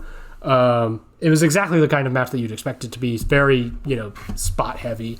Not a lot of story going into this one. And that's fine. That was not the purpose of this one. The purpose of this was to get the crowd hyped up. Shout out to San Jose, once again, knowing incredible ball and actually knowing the words to Memuero. That is a big plus in my books. And at least the GOAT got a payday, which I'm happy about. And I guess maybe the Bucks, coming off of this win, are probably gonna start re-entering into the tag title picture, going in the build to Wembley. I still think end game for that is probably gonna be Cope and Cage and Bucks title defense, which I'm whatever about. They can build it to where I'm interested later on, I guess. But yeah, fun little multi-man opener. So Team AE wins again. That's another win for the boys. I don't care if the Young Bucks are Hogan. They brought home the points to me, and that set me in a good mood because that was like one of the 2 matches we had picked differently as like a collective. So I was like, yes, Young Bucks, yes. I maybe got a little lost in the sauce with my my newfound love of New Japan professional wrestling. But when you picked Unbound Co, I'm like, I have never seen a team that's going to take the pinfall more than that team. We had a chance. All right. It was slim, but it was there. And, I think if it wasn't rigged, then I would have still be your strongest style champion today. But, I'm not going to lie. After El Sky team won the ROH tag team titles, I started shivering, bro. I was like, uh-oh. I was like, oh, this is bad. They're getting motion. But, so with that said, the crowd was on a pretty good high after that first match. And then AEW just decided to drop the bomb on them by immediately giving them, for the second match of this card, is Kenny Omega versus Zack Sabre Jr. Logan. Yes. Jack will find this out later before it gets off that Saudi Arabia plane. But Logan, this was a match of the year. This was a match of the year right here, baby. Dog, what am I gonna do when Kenny Omega retires? Die, I guess. What am I gonna do? I think I'm just gonna walk into the ocean and not come back. It's like the end of Indiana Jones, bro. You're just gonna ride off in the sunset. Like, that's it. Yeah. The wrestling's over. Yeah, dude, he is fucking got aura that people would kill for in this business. He came out here, this crowd fucking lost it. And look, Zach, hey buddy, if you ever get tired of that socialism that you love so much, if you wanna make some real money, all right, you know where to go. You know who to call. All right, yeah, Big Tone's got you. So, no, seriously, this is fucking cool.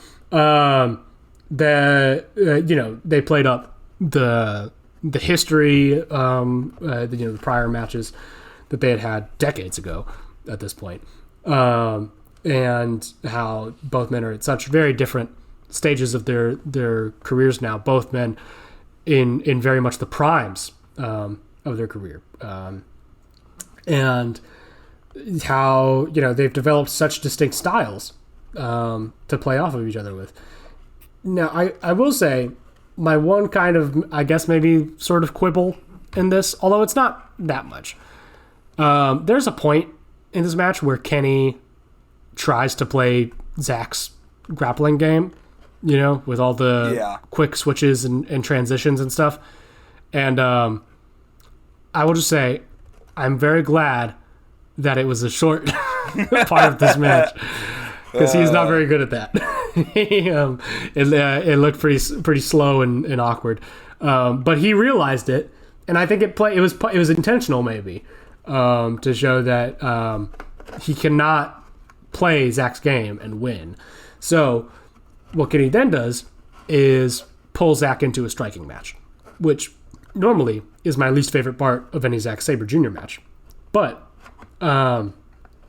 because it felt more like something being pulled out of him instead of him just trying to switch it up for the sake of switching it up, so that he's not just doing grapple fucking all the time, which is my qualm when he does this in New Japan usually.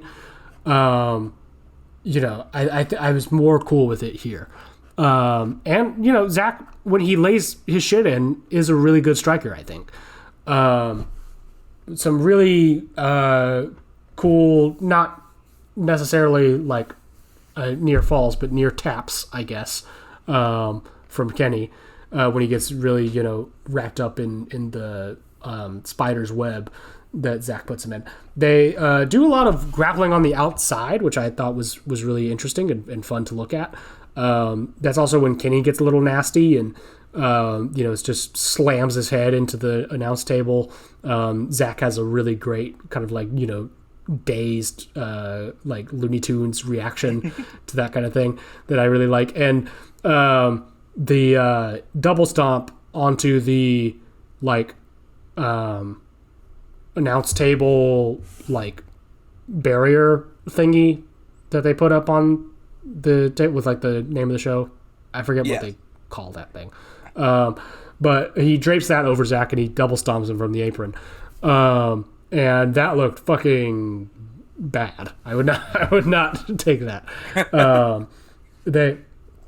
They do lots of teases for the Snapdragon, and when they finally landed in, I think it paid off really well. I think it looked super flush. And Kenny kicks out of the Zach driver.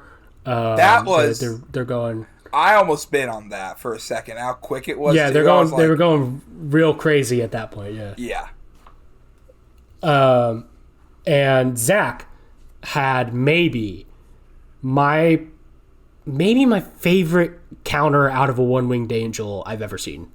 It was he snaps that arm triangle on the descent. Yes. That and like Kenny basically has to powerbomb him into it, but he just stays latched on and fucking wrenches it. That I thought was really really cool. But eventually, try as he might, he cannot avoid the actual legit 100% Megadeth fuck you one-winged angel. Kenneth does in fact make his way past the technical wizard. I guess we found out who the real dickhead was along the way. So yeah, this is really good. Good Kenny gear too. Good, solid. Nothing too flashy. Or what did you think of this? Yeah, I much preferred this to his furry pants that he that he's been wearing. Doing for the last couple of months. Kenny's gear is very hit or miss, but this is like a very solid. Like I would like to see you wear this on TV gear. Like it's not like the most showy, but like it's just solid. It's the most like basic cool. This is like what I put on my character in M. Dickey, bro. I'm not gonna lie. This is the type beat, but yeah, this was match of the year for me too. It's two goats going at it. What could go wrong?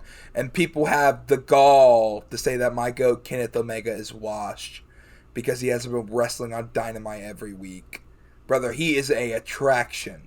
And let me tell you, we are winning that world title at Redemption, and we are ending that dweeb in his home country of London, England. And Cooper Prater will see it, he will cry, and he will rejoice and smile. I will be banned from England for the rest of my life because I was the one cheering voice in that sea of booze. But it will happen, trust me. But yeah, really, really great way to kick off the show. And the hits keep coming, Logan Hurston. Oh, baby. Because this was another match of the year. Yes, it was. Jon Moxley, the Continental Champion, defending his title against the Ring of Honor World Champion, although you wouldn't know it, Bandito.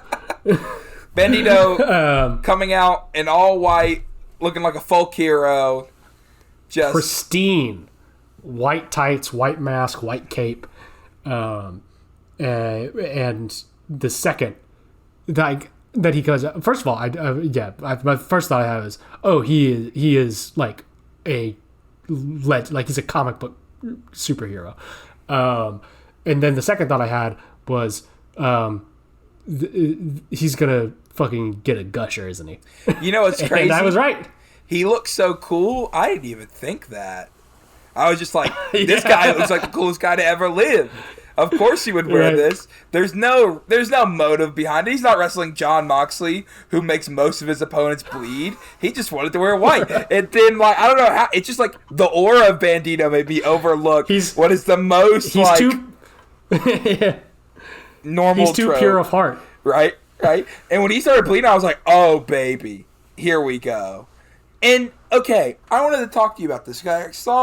I'm in some wrestling forums because, you know, I like to keep tapped into other people's opinions in the echo chamber that aren't Twitter. And some people that I share a Discord server with were saying that they felt like Bandito was hindered by his mask getting kind of broken and the blood. But I felt like, is that like he couldn't do as much as he wanted to because his mask had fallen off. But I said that's what made it better, because he couldn't, because it was the struggle. It was the struggle of the man who's trying to beat this beast and this fighting spirit who will never say die. I was like, what are you talking about? And he's trying to rip his identity away.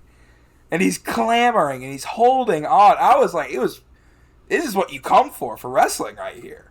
Like, this is it. Mm-hmm. And I think it might have been kind of a happy accident. Yeah. That it happened.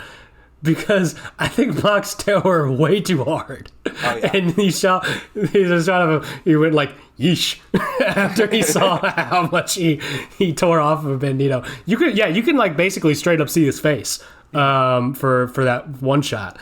Now, thankfully, thank you, AEW cameraman, for not like angling for like his face and leaning on the side that was mostly covered still. Whoever that one like jacked AEW cameraman, I'm gonna thank him specifically. I think he's pure of heart. But I like the way that the mask played into the whole story. Even before that too, like just the cut in the mask that they draw that commentary draws attention to. I think it's Excalibur who says like they notice that he's bleeding, but they don't know whether or not it's in the mask or just above it. And Excalibur says like if it's in his mask, that's the worst case scenario for Bandito, because that is going to get like you can maybe wipe it away if it's getting in your eyes if you're just wrestling as normally, but if you're in a mask, that's going in your eye. Like he's getting blinded. I was thinking my first thing was the mask is going to irritate it and going to open it up even more, and make him bleed more. And I wish they had maybe touched on that aspect of things. But yeah, like Mox is not. I also seen people complain about like Mox's character dynamic in this run, and it's the same thing that people always complained about since the early Blackpool Combat days of like, oh, is he a face, is he a heel, whatever. Jon Moxley is a guy who wants to win. Like if he thinks that the way that he can beat you is by going low and going after your cultural signifier, your identity, and throwing you off your game to that degree, then he's going to do that. If he thinks that he can beat you by just standing and throwing down, then he'll do that. But it's he's not bound by honor. He's this is about the game to him. And for Bandito, it is about honor. It is about, how you win. And try as he might, and he does get some phenomenal, looking offense in here, despite, the obvious, disadvantage that he's been put under. But it's just not enough. And, he is too wrapped up in protecting his own morality, his sense of identity, whatever. And Moxley's not concerned about any of that. I think there was a line from commentary at one point during this that I really loved, which is like, I'm sure Jon Moxley would love to take Bandito into under his wing in the Death Riders, And I was just thinking about that, and I was like, that would be really fucked up, and I don't want them to do it, but like, if you pay attention, like the way that Mox has handled most of his like rivals in this Death Rider run is to teach them something about themselves and to make them different and better wrestlers through struggling against him, and so even if he does it, I don't want them to do like a whole joining the Death Riders thing like they're doing with Ospreay. I think that's the story that you tell with Ospreay. You don't need it for anybody else here. But what they need to carry through here is what I wish that they had carried through with like maybe like the matches with Kyle, because like Kyle, after he took that loss, finally, he's right back to conglomerating and doing his silly backpack stuff. Like, okay, well that's cool, but that's not. Is that the lesson that he should have learned from losing to Moxley when he had a several matches on him already, So, but I want Bandito to move forward with maybe a little bit of a chip on his shoulder, not a heel turn, not anything as basic and generic as that, but something that makes him question how he is doing things, Yeah, so, I mean, it's one thing he can beat Hechicero, he can beat Takeshita, whatever, in these Ring of Honor matches just fine the way he's been doing it. But if he wants to get up to that next level, if he wants to AEW World Title, challenge for and maybe get the world title, what does he have to do? Because again, he's can you still be a folk hero? And be the world champion. He's lost to 3 guys in his last 3 singles matches, not counting Casino Gauntlet, because that's bollocks.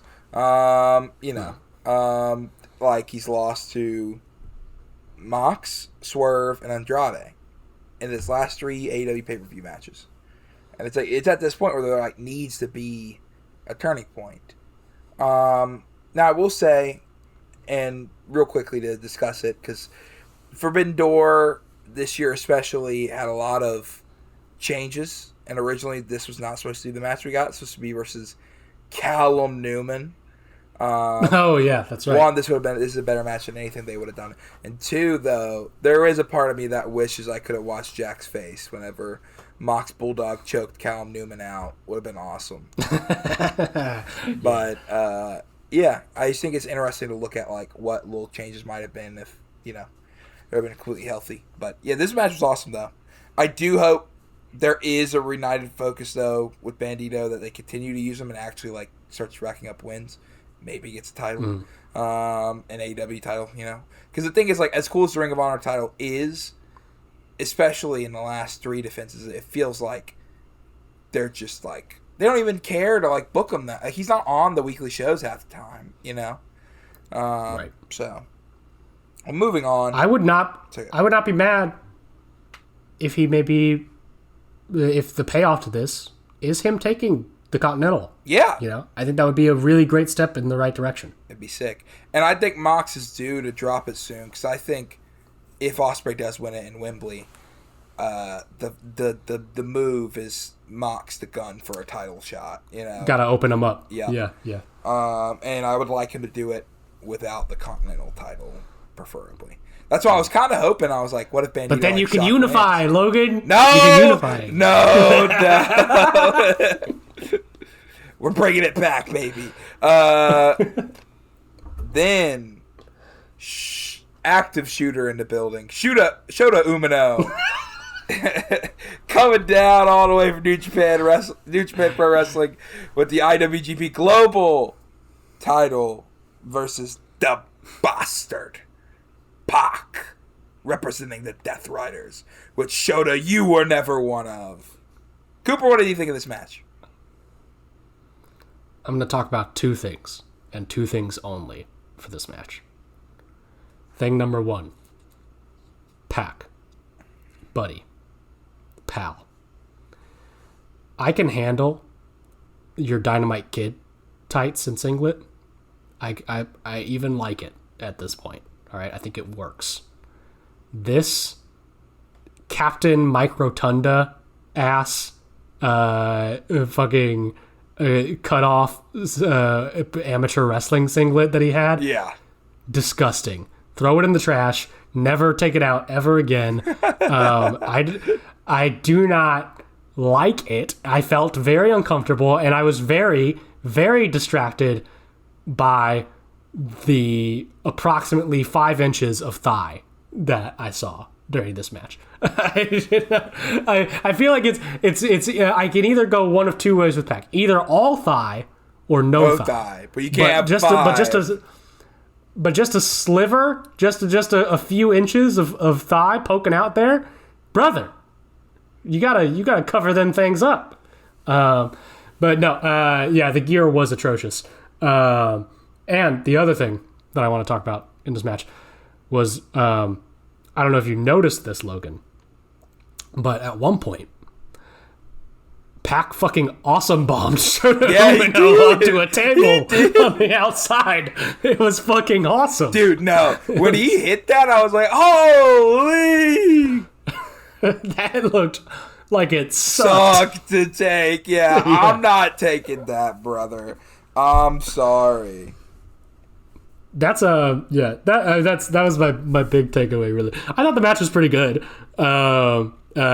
Shooter has improved since he stunk up my fucking Tokyo Dome main event from 2 years ago. I'm not quite over it yet, but he's getting there. He hits a little harder. He emotes a little better. His hair is shit again, which I don't like. I don't know why he went back to his little shaggy, dyed red thing. I thought he looked quite good with his, pink, silver kind of shortcut. But yeah, pretty decent little match. Easy dub for New Japan here, which I guess they needed, or else, I don't know, Jack probably would have, called in a bomb threat on the San Jose, center that they were in.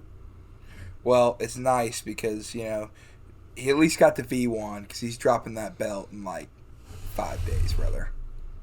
That's right. War ready. We got to get a real madman with that title. After the match, Death Riders come out. Shota looks at them. And whose music but the hit? But the Ace, bro. Go, Ace. Go, Ace. Fresh off of getting his brand new spanking guitar, the Ace hobbles down to the ring. Hobbles, keyword there. And big boy Ace. Big boy. Big ooh baby. It is funny. The Ace has gotten big, which is respectable for a man who just literally put his body on for a calendar year. Yeah. And John Cena got bald. I don't know if you saw that, Cooper, but he's fully bald now. I did see it. What has happened to the goats? Yeah, hobbles down to the ring. Jon Moxley starts getting Vietnam flashbacks and quickly runs away. It's like, oh shit! It was tough the last time when he was jacked, but now he's got more mass. It's like now I'm really fucked if he decides to throw down on me.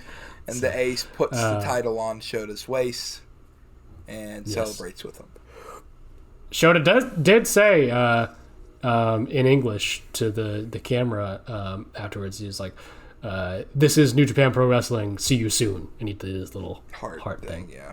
So, well, speaking to our other friends from Japan, Stardom, with Mr. Taro Okada at ringside. It is time for the AI-generated entrances, baby. I was aware of that Stardom used AI, but I just blocked that out of my mind. So whenever the cool entrance came in and then that came up, I said, what? What the heck? Yeah. SLK comes out with AI-generated tiger, big letters, just obnoxiously on the draw. Just you can't look away. It's everywhere, dude. It's just some bullshit. It's just some bullshit. They stop it for a little bit to put up the Neo Genesis logo, which was not much better, but better than that. Yes. And Starlight it did become infected by the same AI virus that all Japanese wrestlers seemingly have become infected by. But she came down with a special entrance mask, which also went into her regular mask, where she had the front plate of the AEW women's title on the back of it, and it said Forbidden Door on it. But then she got absolutely fucking mogged to shit by Tekla and her fucking fire sword ladies who accompanied her to the ring. That was fucking odd. Did you see that? Yeah. That was... Dude. Crazy. I'm sorry. I look, I like Starlight Kid just fine, but you're asking me to root for AI Tiger Mask versus fucking the person who came out with fire sword ladies? Yeah, come on now. But yeah, Tekla, the coolest woman to ever live, comes down to the ring. It is funny. Taro Kana's yes, you can slap me. Yes, you can make a mockery of Stardom, spit on Stardom, and yes, you can take Starlight Kid's mask and unmask her. But you have to keep the AI. I have one condition. Hey, I'm going to say something maybe controversial on here. Yeah. This is maybe going to be the take that gets the show canceled. Uh-oh. I think that Taro Okada is maybe one of the greatest wrestling actors I've ever seen. It's true. He is fucking hilarious. And I think that Stardom fans take themselves way too goddamn seriously. Now granted, I did not watch that feud.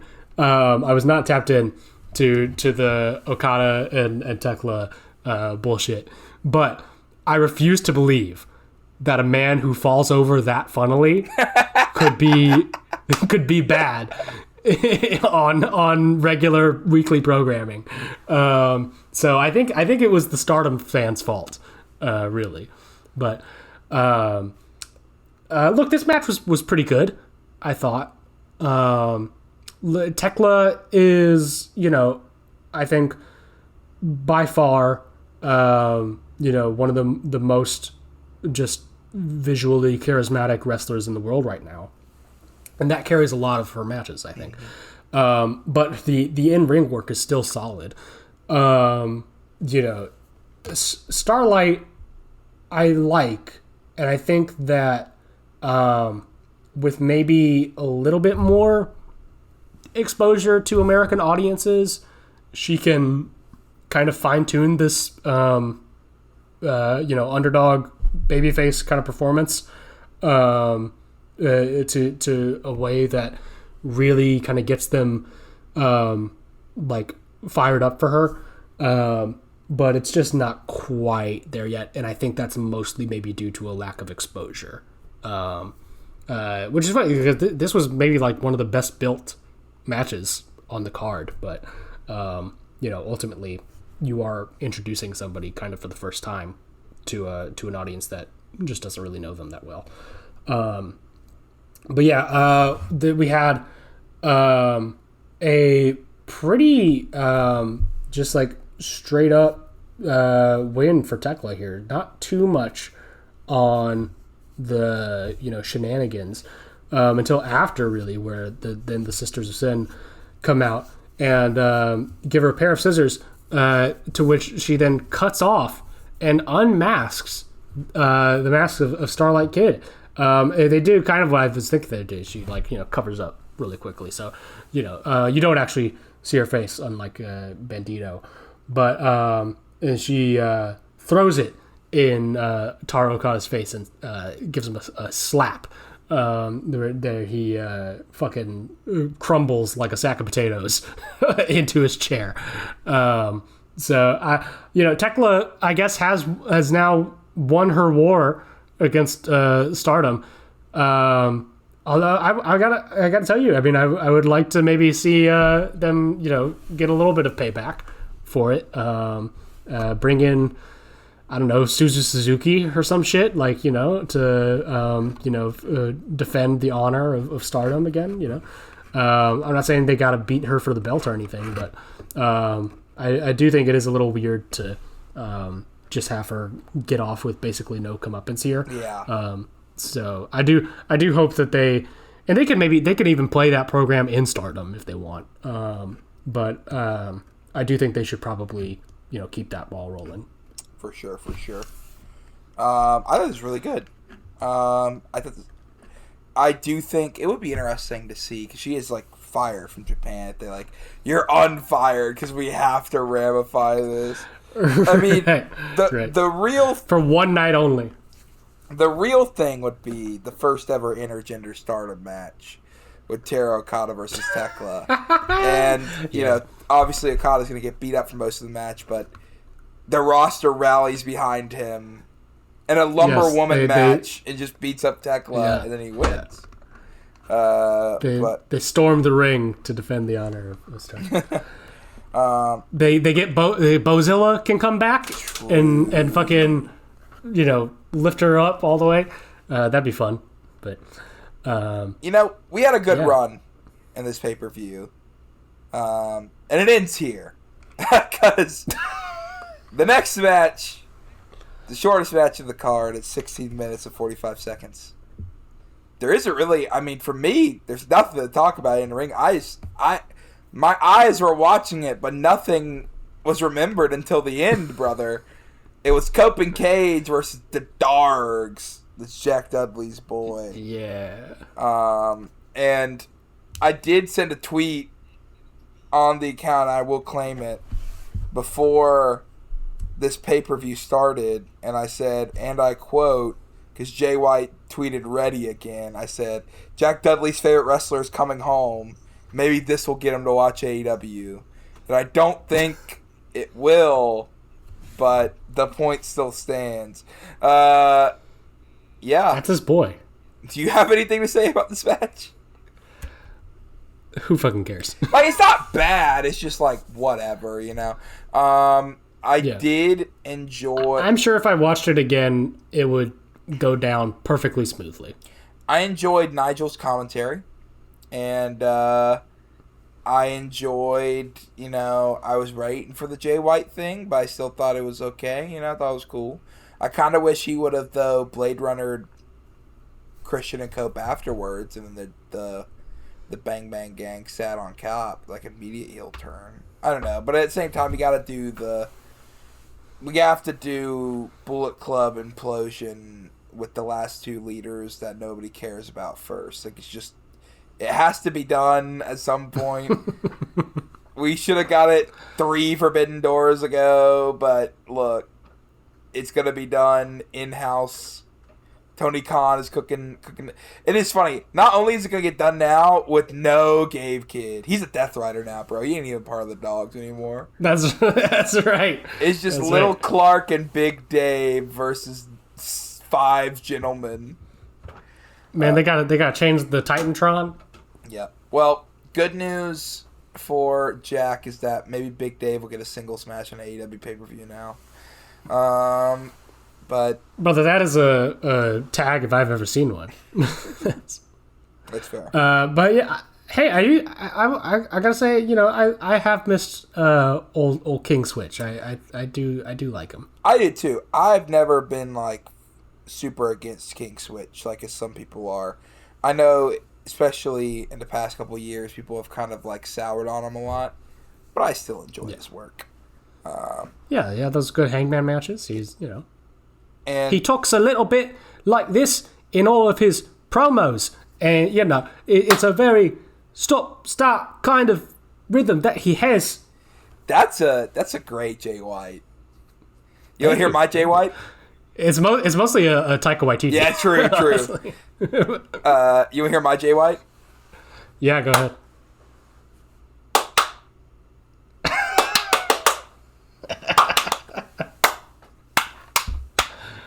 The greatest promo of all time. Jack's favorite. And then him. I really hope that those claps picked up on your mic. It did, yeah. Peaking. It's just nothing. Yeah, nothing on yours. Yeah. Half the time when I laugh, I feel like you can't hear it. You just see me go, and then you hear at the end. Right. But moving on to an absolute banger. You better say this is the match of the year. Logan. Yes. This is a match of the year. Yes, it is. Mercedes Moné and her second Owen Cup Finals in a row, defending her crown against the rising superstar. Some would say a supernova-like rise of Maya World. Originally, this is supposed to be Toni Storm. And then it's supposed to be Willow versus Sarie. But injuries have hindered this tournament one way or another, and we ended up here. And I would say a really good finish, though I would like to see one of those matches get ran back in the future. Mercedes is, oh my God, man. She's so good. But, like, genuinely... She's the best women's wrestler in the world. Yeah. And, like, I mean, I bit hard on some of these Maya pinfalls. I was like, come on. So did I, man. They got me. The statement maker off the ropes, too, I was like, she might just, Mm-hmm. And I think the crowd was some of the, it's hard, too, with a pay-per-view because people get tired. It's like, the sixth match on the card. But, they were kind of tired, not really into it at the start. But, I mean, by the end, I would say it was some of the loudest crowd reactions of the night. Everyone bought in. If TK does not capitalize on Maya World within the next month or two, what a grand miscalculation. She should beat Athena for the Ring of Honor Women's Belt, which is probably what's going to happen. But my thing is she should just take off the TBS title off of whoever wins it if Willow's not coming back soon on Dynamite, what I would say. More than that, keep her on TV, keep her, I will say it would be interesting to see her as, that face of Ring of Honor now. I feel like she has to beat Athena, right? Surely. I mean, maybe it's still Billy Stark. I don't know. Oh, dude. As someone who was it was always Billy Starks. 5 years, we're 5 years now, we're like, guys, it's still Billy Starks. I think it's Billy Starks' time right now, No.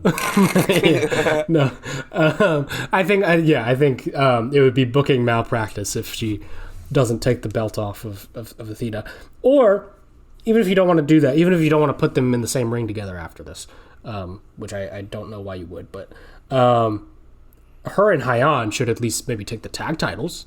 Yes. That's bare minimum, is that. Anything beneath that, I think that is absolute malpractice to have a just absolute, I've maybe not seen such a clear star-making performance, singular star-making performance as this in such a long time. Maya has, in just what's it been, 3 weeks since she got subbed in for that Sari match. Mm-hmm.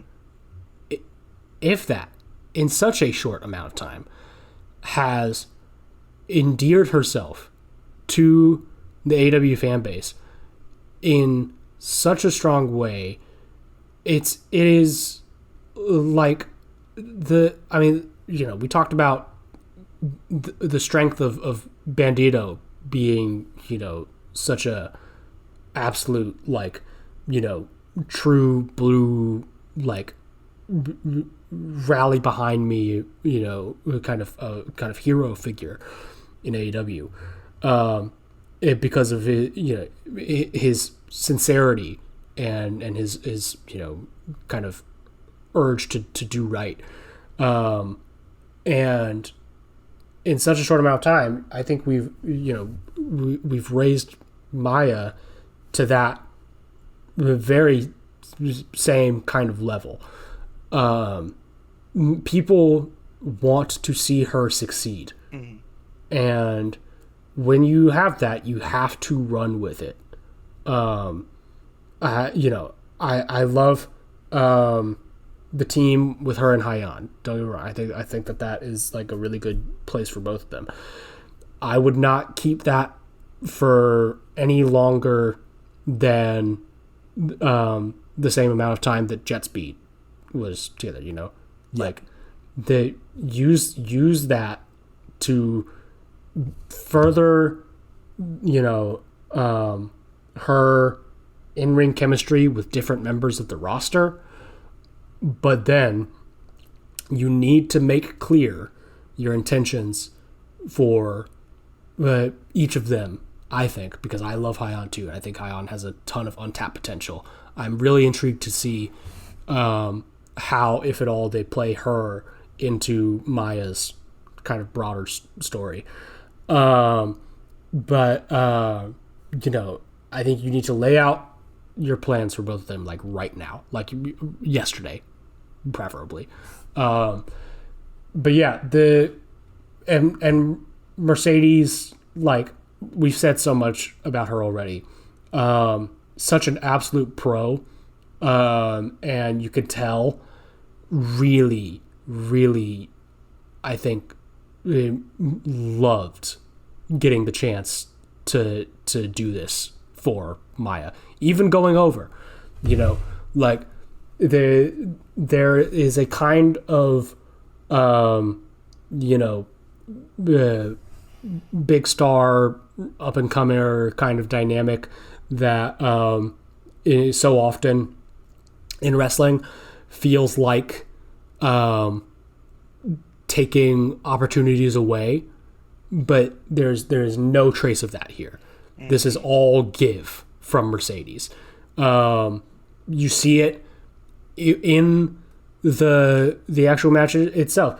Maya at one point very clearly kind of whiffs on some of these moves, and Mercedes makes it look seamless, makes it look like it's all part of the plan that they're going with. And maybe it was, I don't know,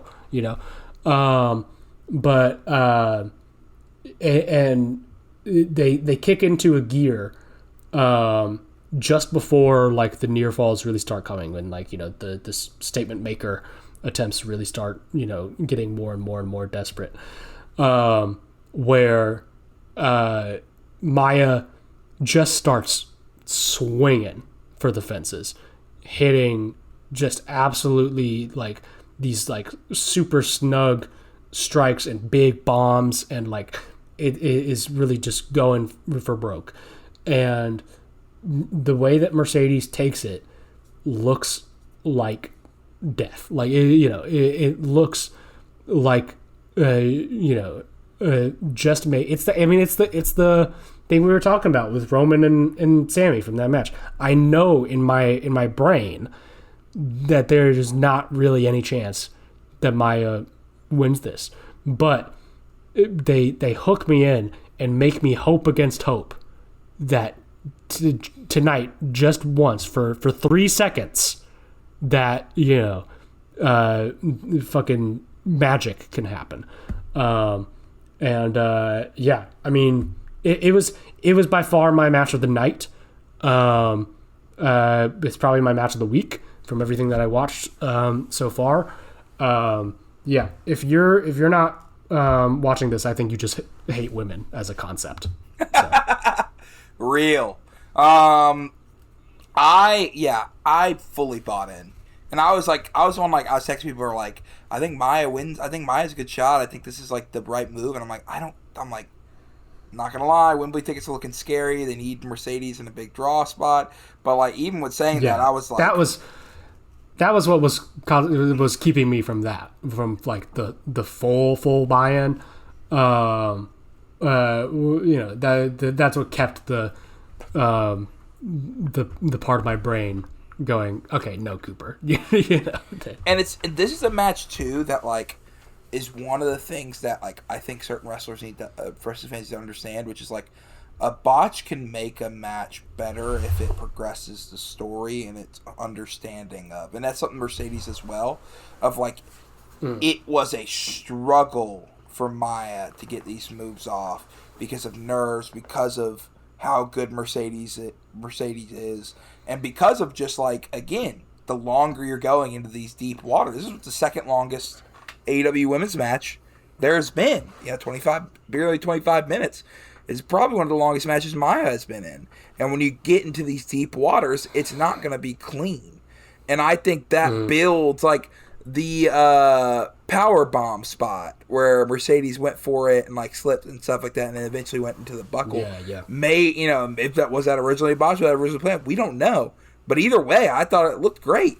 I thought that it worked out because it was ugly. It was sloppy. It felt like a real fight. Like, the most important thing about wrestling isn't necessarily, and it's funny coming from two guys who watch AEW, which is like the whole thing about AEW is, it's all ballet and all this, smooth spot fest stuff. Sure. But like, the big thing about wrestling to me that's most important is like, you feel the struggle, the power struggle, and that's something that like sometimes botches can make feel better because you can't get off every move because your legs are shot or your arm, your strength, stuff like that. So it doesn't have to be picture perfect. It can be ugly. Ugly sometimes makes it better, for me at least. But moving on, Team Briscoe versus Team MJF in the Devil's Door match. If Mark Briscoe's team wins,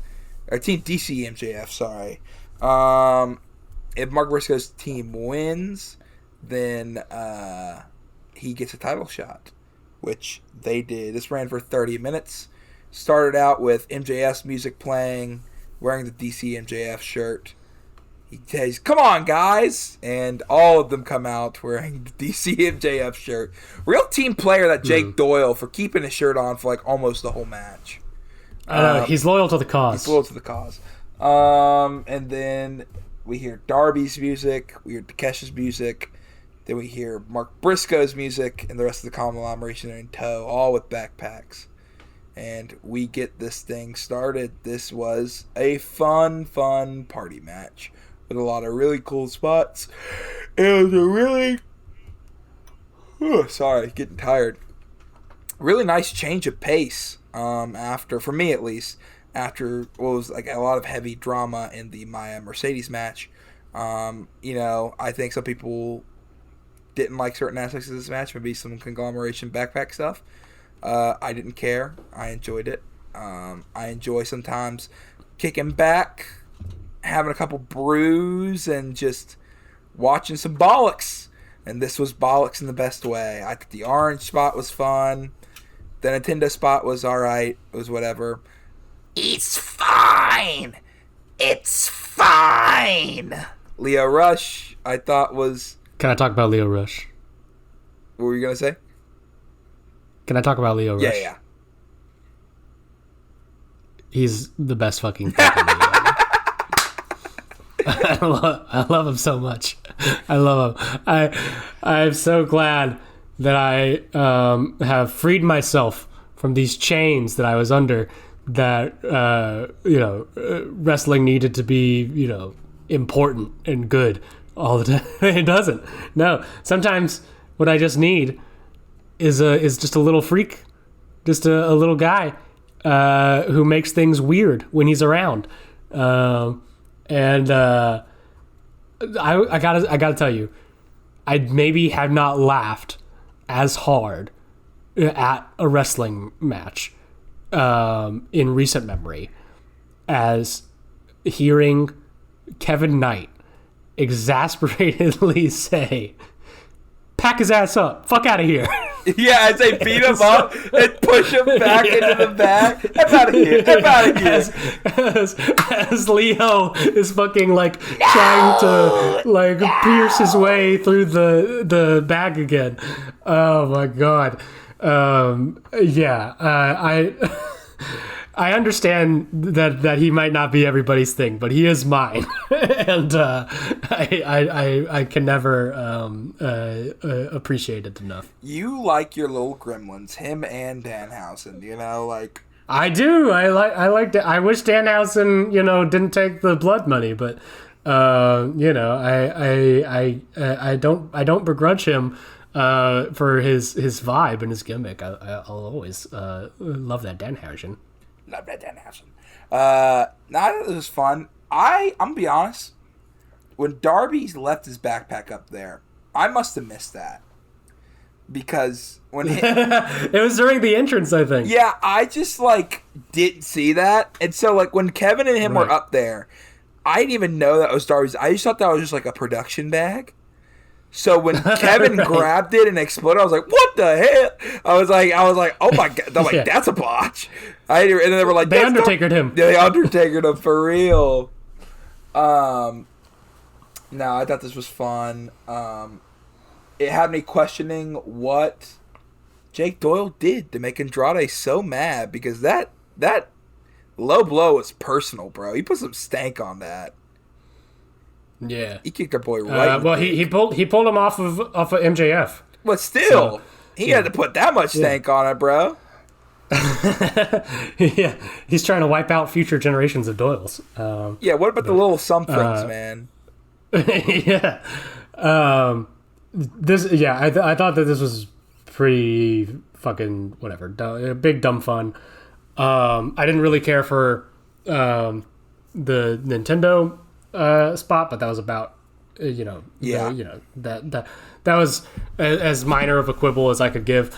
The purpose of this, I think, was largely to give the crowd a breather and solidify the Andrade story beat here. So the Darby, almost back body drop flip into the tax. Dude, yeah. I thought he got it. That looked rough. That looked brutal.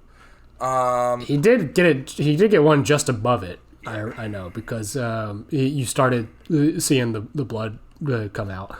But yeah, I saw somebody say with all of the horrific shit that Darby has done to his body, the wince that he makes after he face plants into the tax is the most human reaction he's ever had to any of this stuff ever. He's that's the one moment he's like, "Oh, that was not a good idea. I shouldn't have done that." No, he's a married man now. He's starting to realize, maybe I put that. No, what was I gonna say? I was wondering. I'm like, why is Andrade fully clothed this whole match? When is he gonna take off this? Because he's done this before. So it was funny that he had the most elaborate clothes on to have the F Don F MJF shirt. I did appreciate that. And Team Mark Briscoe wins. Was the plan all along after the Andrade turn, and he kicks Jake Doyle in the Becker, and I think it's the back elbow, and then Mark Briscoe gets the J Driller. 1, 2, 3. He will be facing MJF this week, as in tomorrow. When we're recording this on Tuesday, by the time this is out, it will already happen We don't know who wins, but, on Dynamite. And then we move on to the main event. And I'm very excited to hear what Cooper has to say about this match. Do you want me to say it now? Yeah.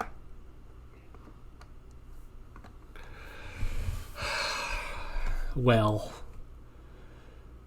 Logan.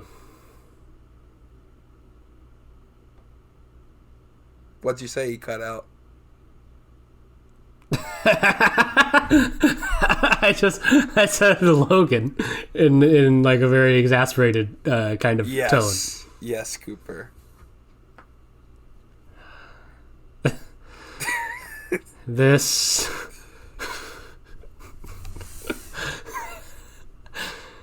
is the match of the year, I think. I don't know. I don't know. Question mark is where we put it. Yeah. I think. I don't know. I will say this.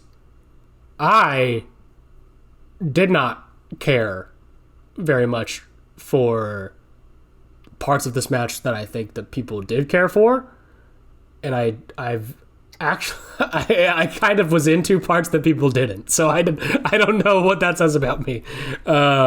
I think you could cut out like probably a good solid 7 minutes from the start of this match and just get straight to the bullshit.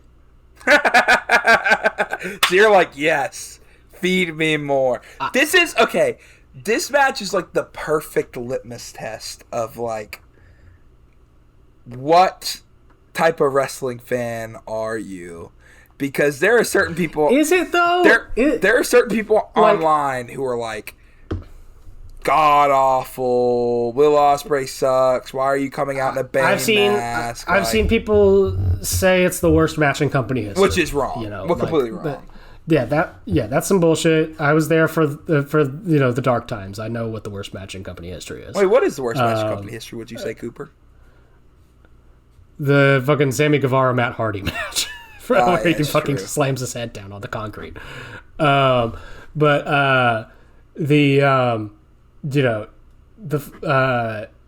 I've seen that, like, which I think is for most people hyperbole. But like, I think it's perfectly fine and reasonable. Maybe because I find myself in this category of thinking that it has some really cool shit and it has some stuff that I don't care about, like, whatever. I don't really feel super strongly either way about this.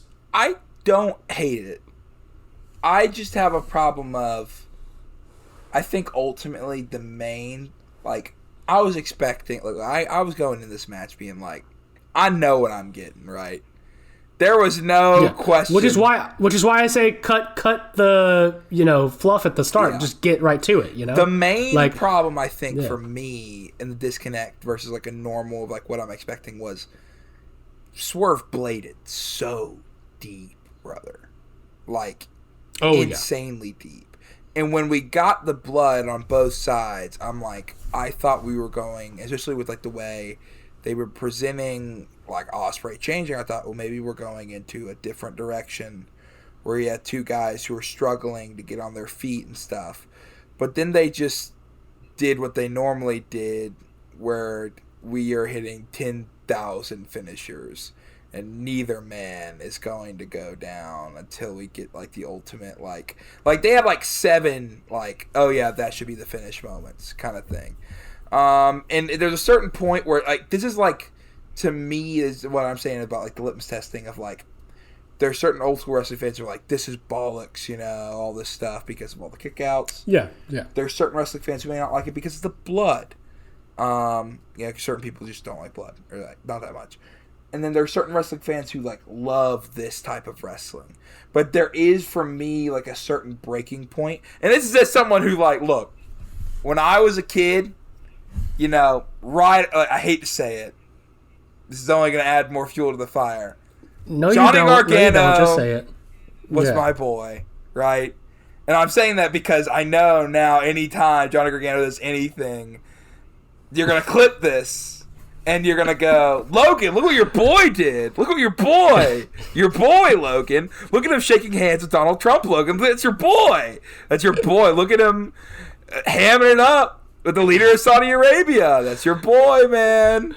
But Johnny Gargano is not getting invited to either of those things, to either Donald Trump or the King of Saudi Arabia. Anyway, but you know, I loved him, and I looked past all the criticism people gave him back in the day and still give him now, because when I was 12, that's the coolest guy ever, brother. I loved all the melodrama. I'm like, as long as he won, I don't care how many times he kicks out, you know? But as an older man and someone whose taste has changed, I do think there's a moment, and like, it's hit this before, like, I thought the Swerve Will Bucks match was a little too much for me at times.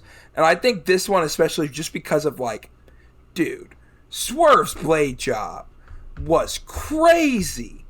Like, absolutely, like, his face is entirely red. red. And he was leaving, like, whole, like, splotches everywhere. Yeah. Like, his face dropped, you know? And so, like, I think you could work a more interesting sequence. I don't even mind the mocks of it all, which I know some people are, because I have the tweet saved, and I'm going to read. I'm going to be 100% real with you. I think the mocks was the best part of it. Yeah.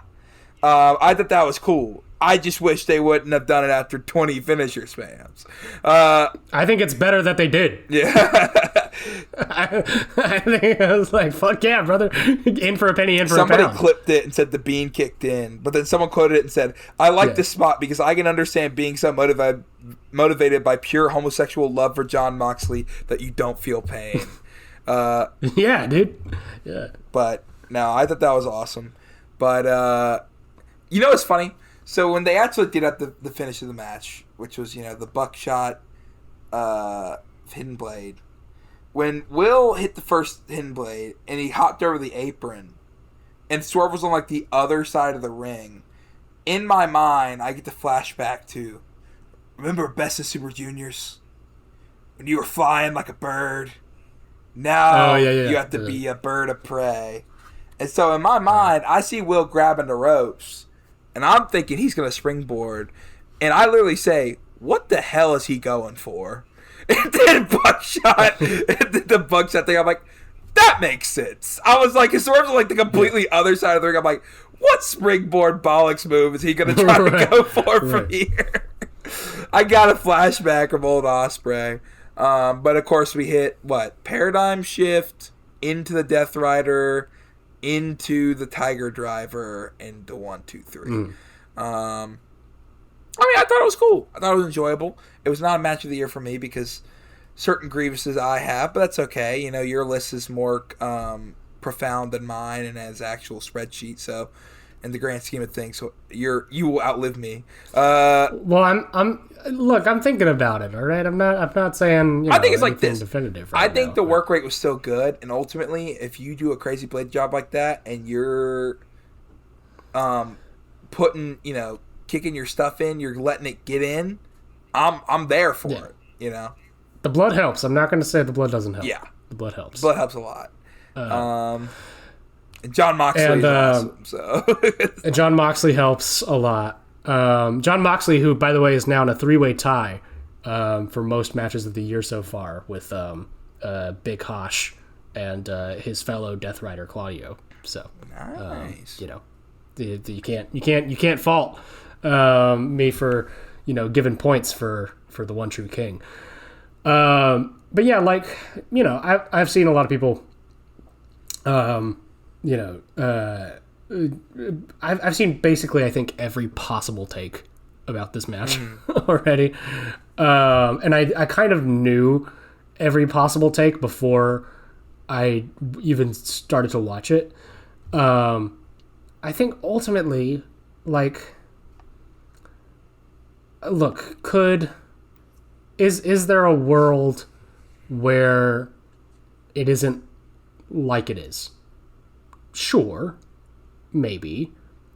I don't know necessarily that match is better than this. Just that it's worked with a little bit, I don't know, more, what am I trying to say? Like, you know, it just that it would go the other way around is what I think I'm saying. And the way that these two guys have been presented in AEW so far, I think that this is perfectly in line with that.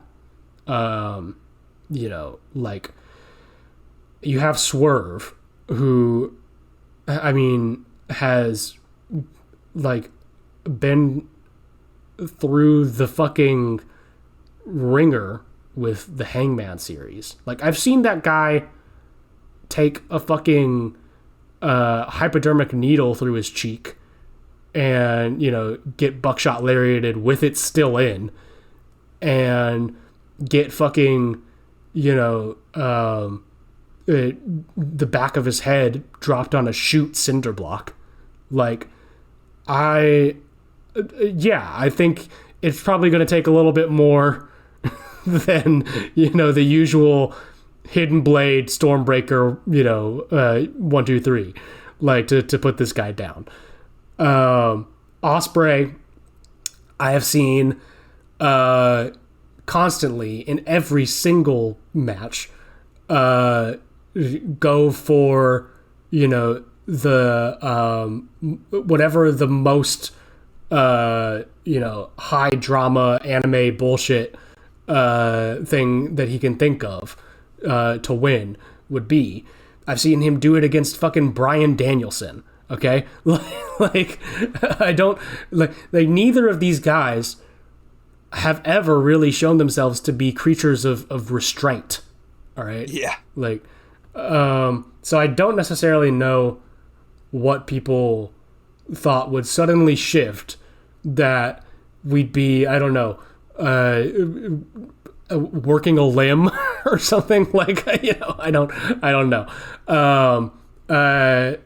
So, like, and like, there's a place for, you know, more intricate and thoughtful wrestling. Yes, I will say that. That's my point. Like, this match is not very thoughtful. I will say that.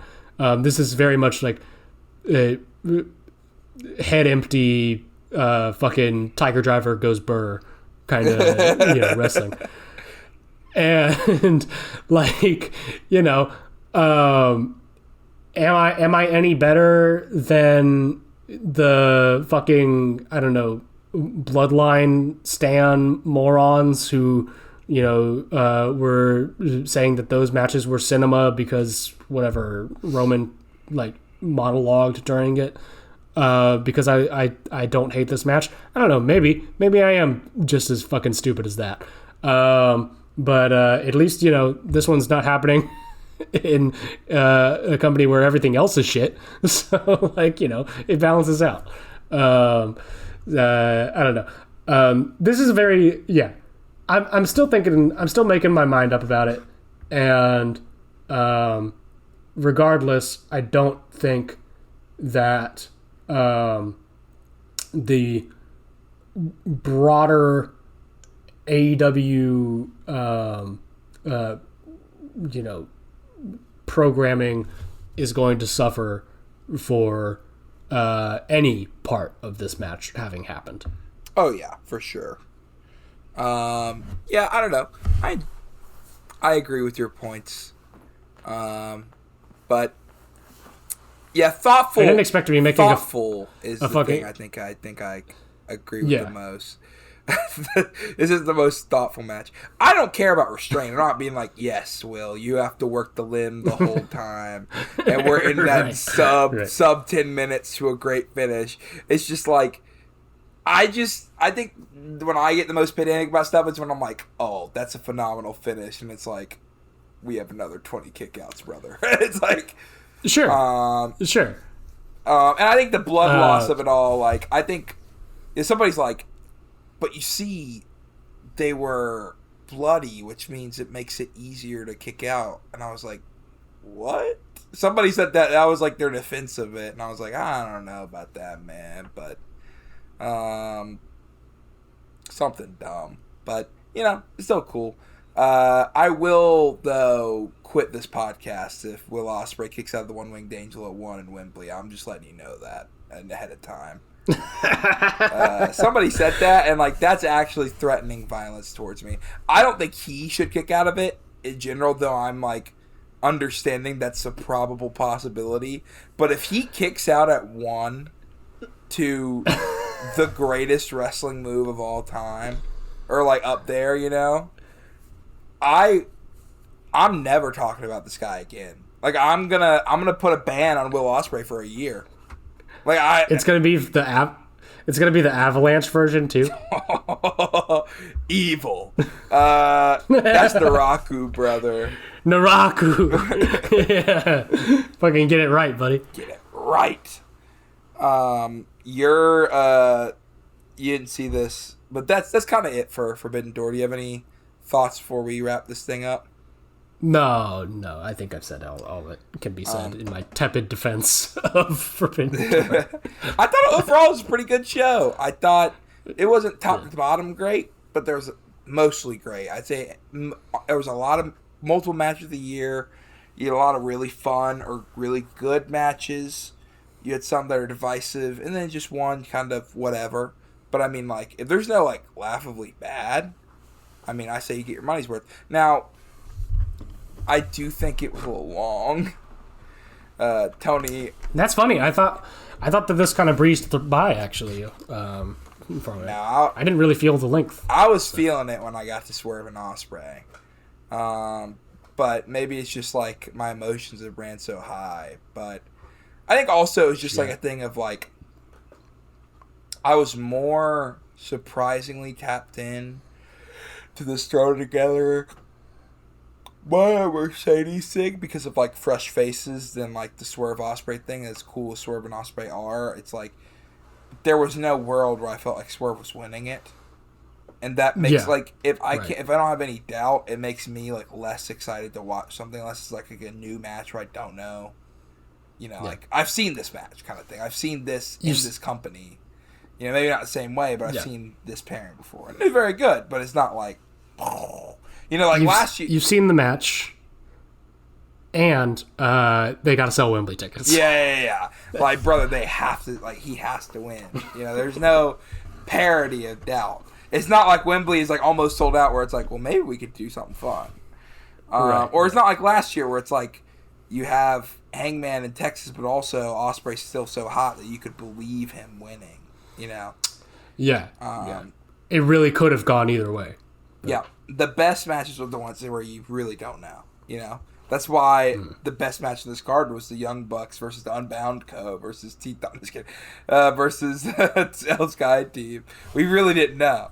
No, just kidding. But, yeah. Well, we did before somebody decided to go into business for themselves. Maybe we don't know. Maybe we upload this podcast. We come back next week, and Mark Briscoe is our world champion. But I do get to leave you with this nugget of news that just happened while we were recording. Former super friend of the show. We have witnessed live. Some of us have. Nikki Blackheart officially made their NXT debut in the main event and put, I think you know who Tatum Paxley is, right? Oh yeah, the Goth chick. one of Goth Chick number 7 or whatever. She attacked her and put her in the torture rack. Though she did on that first jump about tore her ACL to shreds, brother. I'm not even gonna lie. The ACL shredding factory there is true because she jumped and then fell to her knee, and I was like, no. But luckily she recovered. But I was like, that's hilarious. You can't make stuff up. She picked up that great conditioning from Mucha Lucha ATL. With that being said, I think it's time to hit that outro.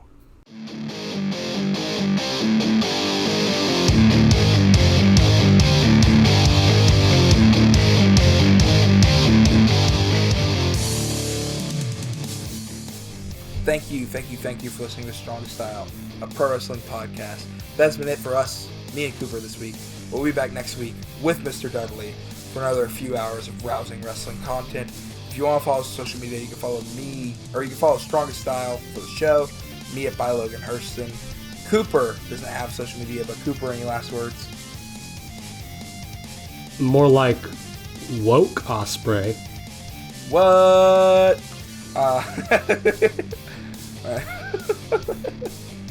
That might be your worst one so far, brother. I'm not even gonna lie. I don't know. I saw people calling the match woke, and I was like, I don't know what that means, but sure. Will Ospreay, the least woke person I know. Yeah. You can follow this podcast on all your podcast players of choice: Apple, Spotify. We're on YouTube. If you are watching on YouTube, please like, subscribe, comment, tell us what you like, what you don't like. We love to see you guys engage with us. And if you are watching in India, we appreciate you the most. We will see you guys later. Goodbye, mwah, and good night. Bang!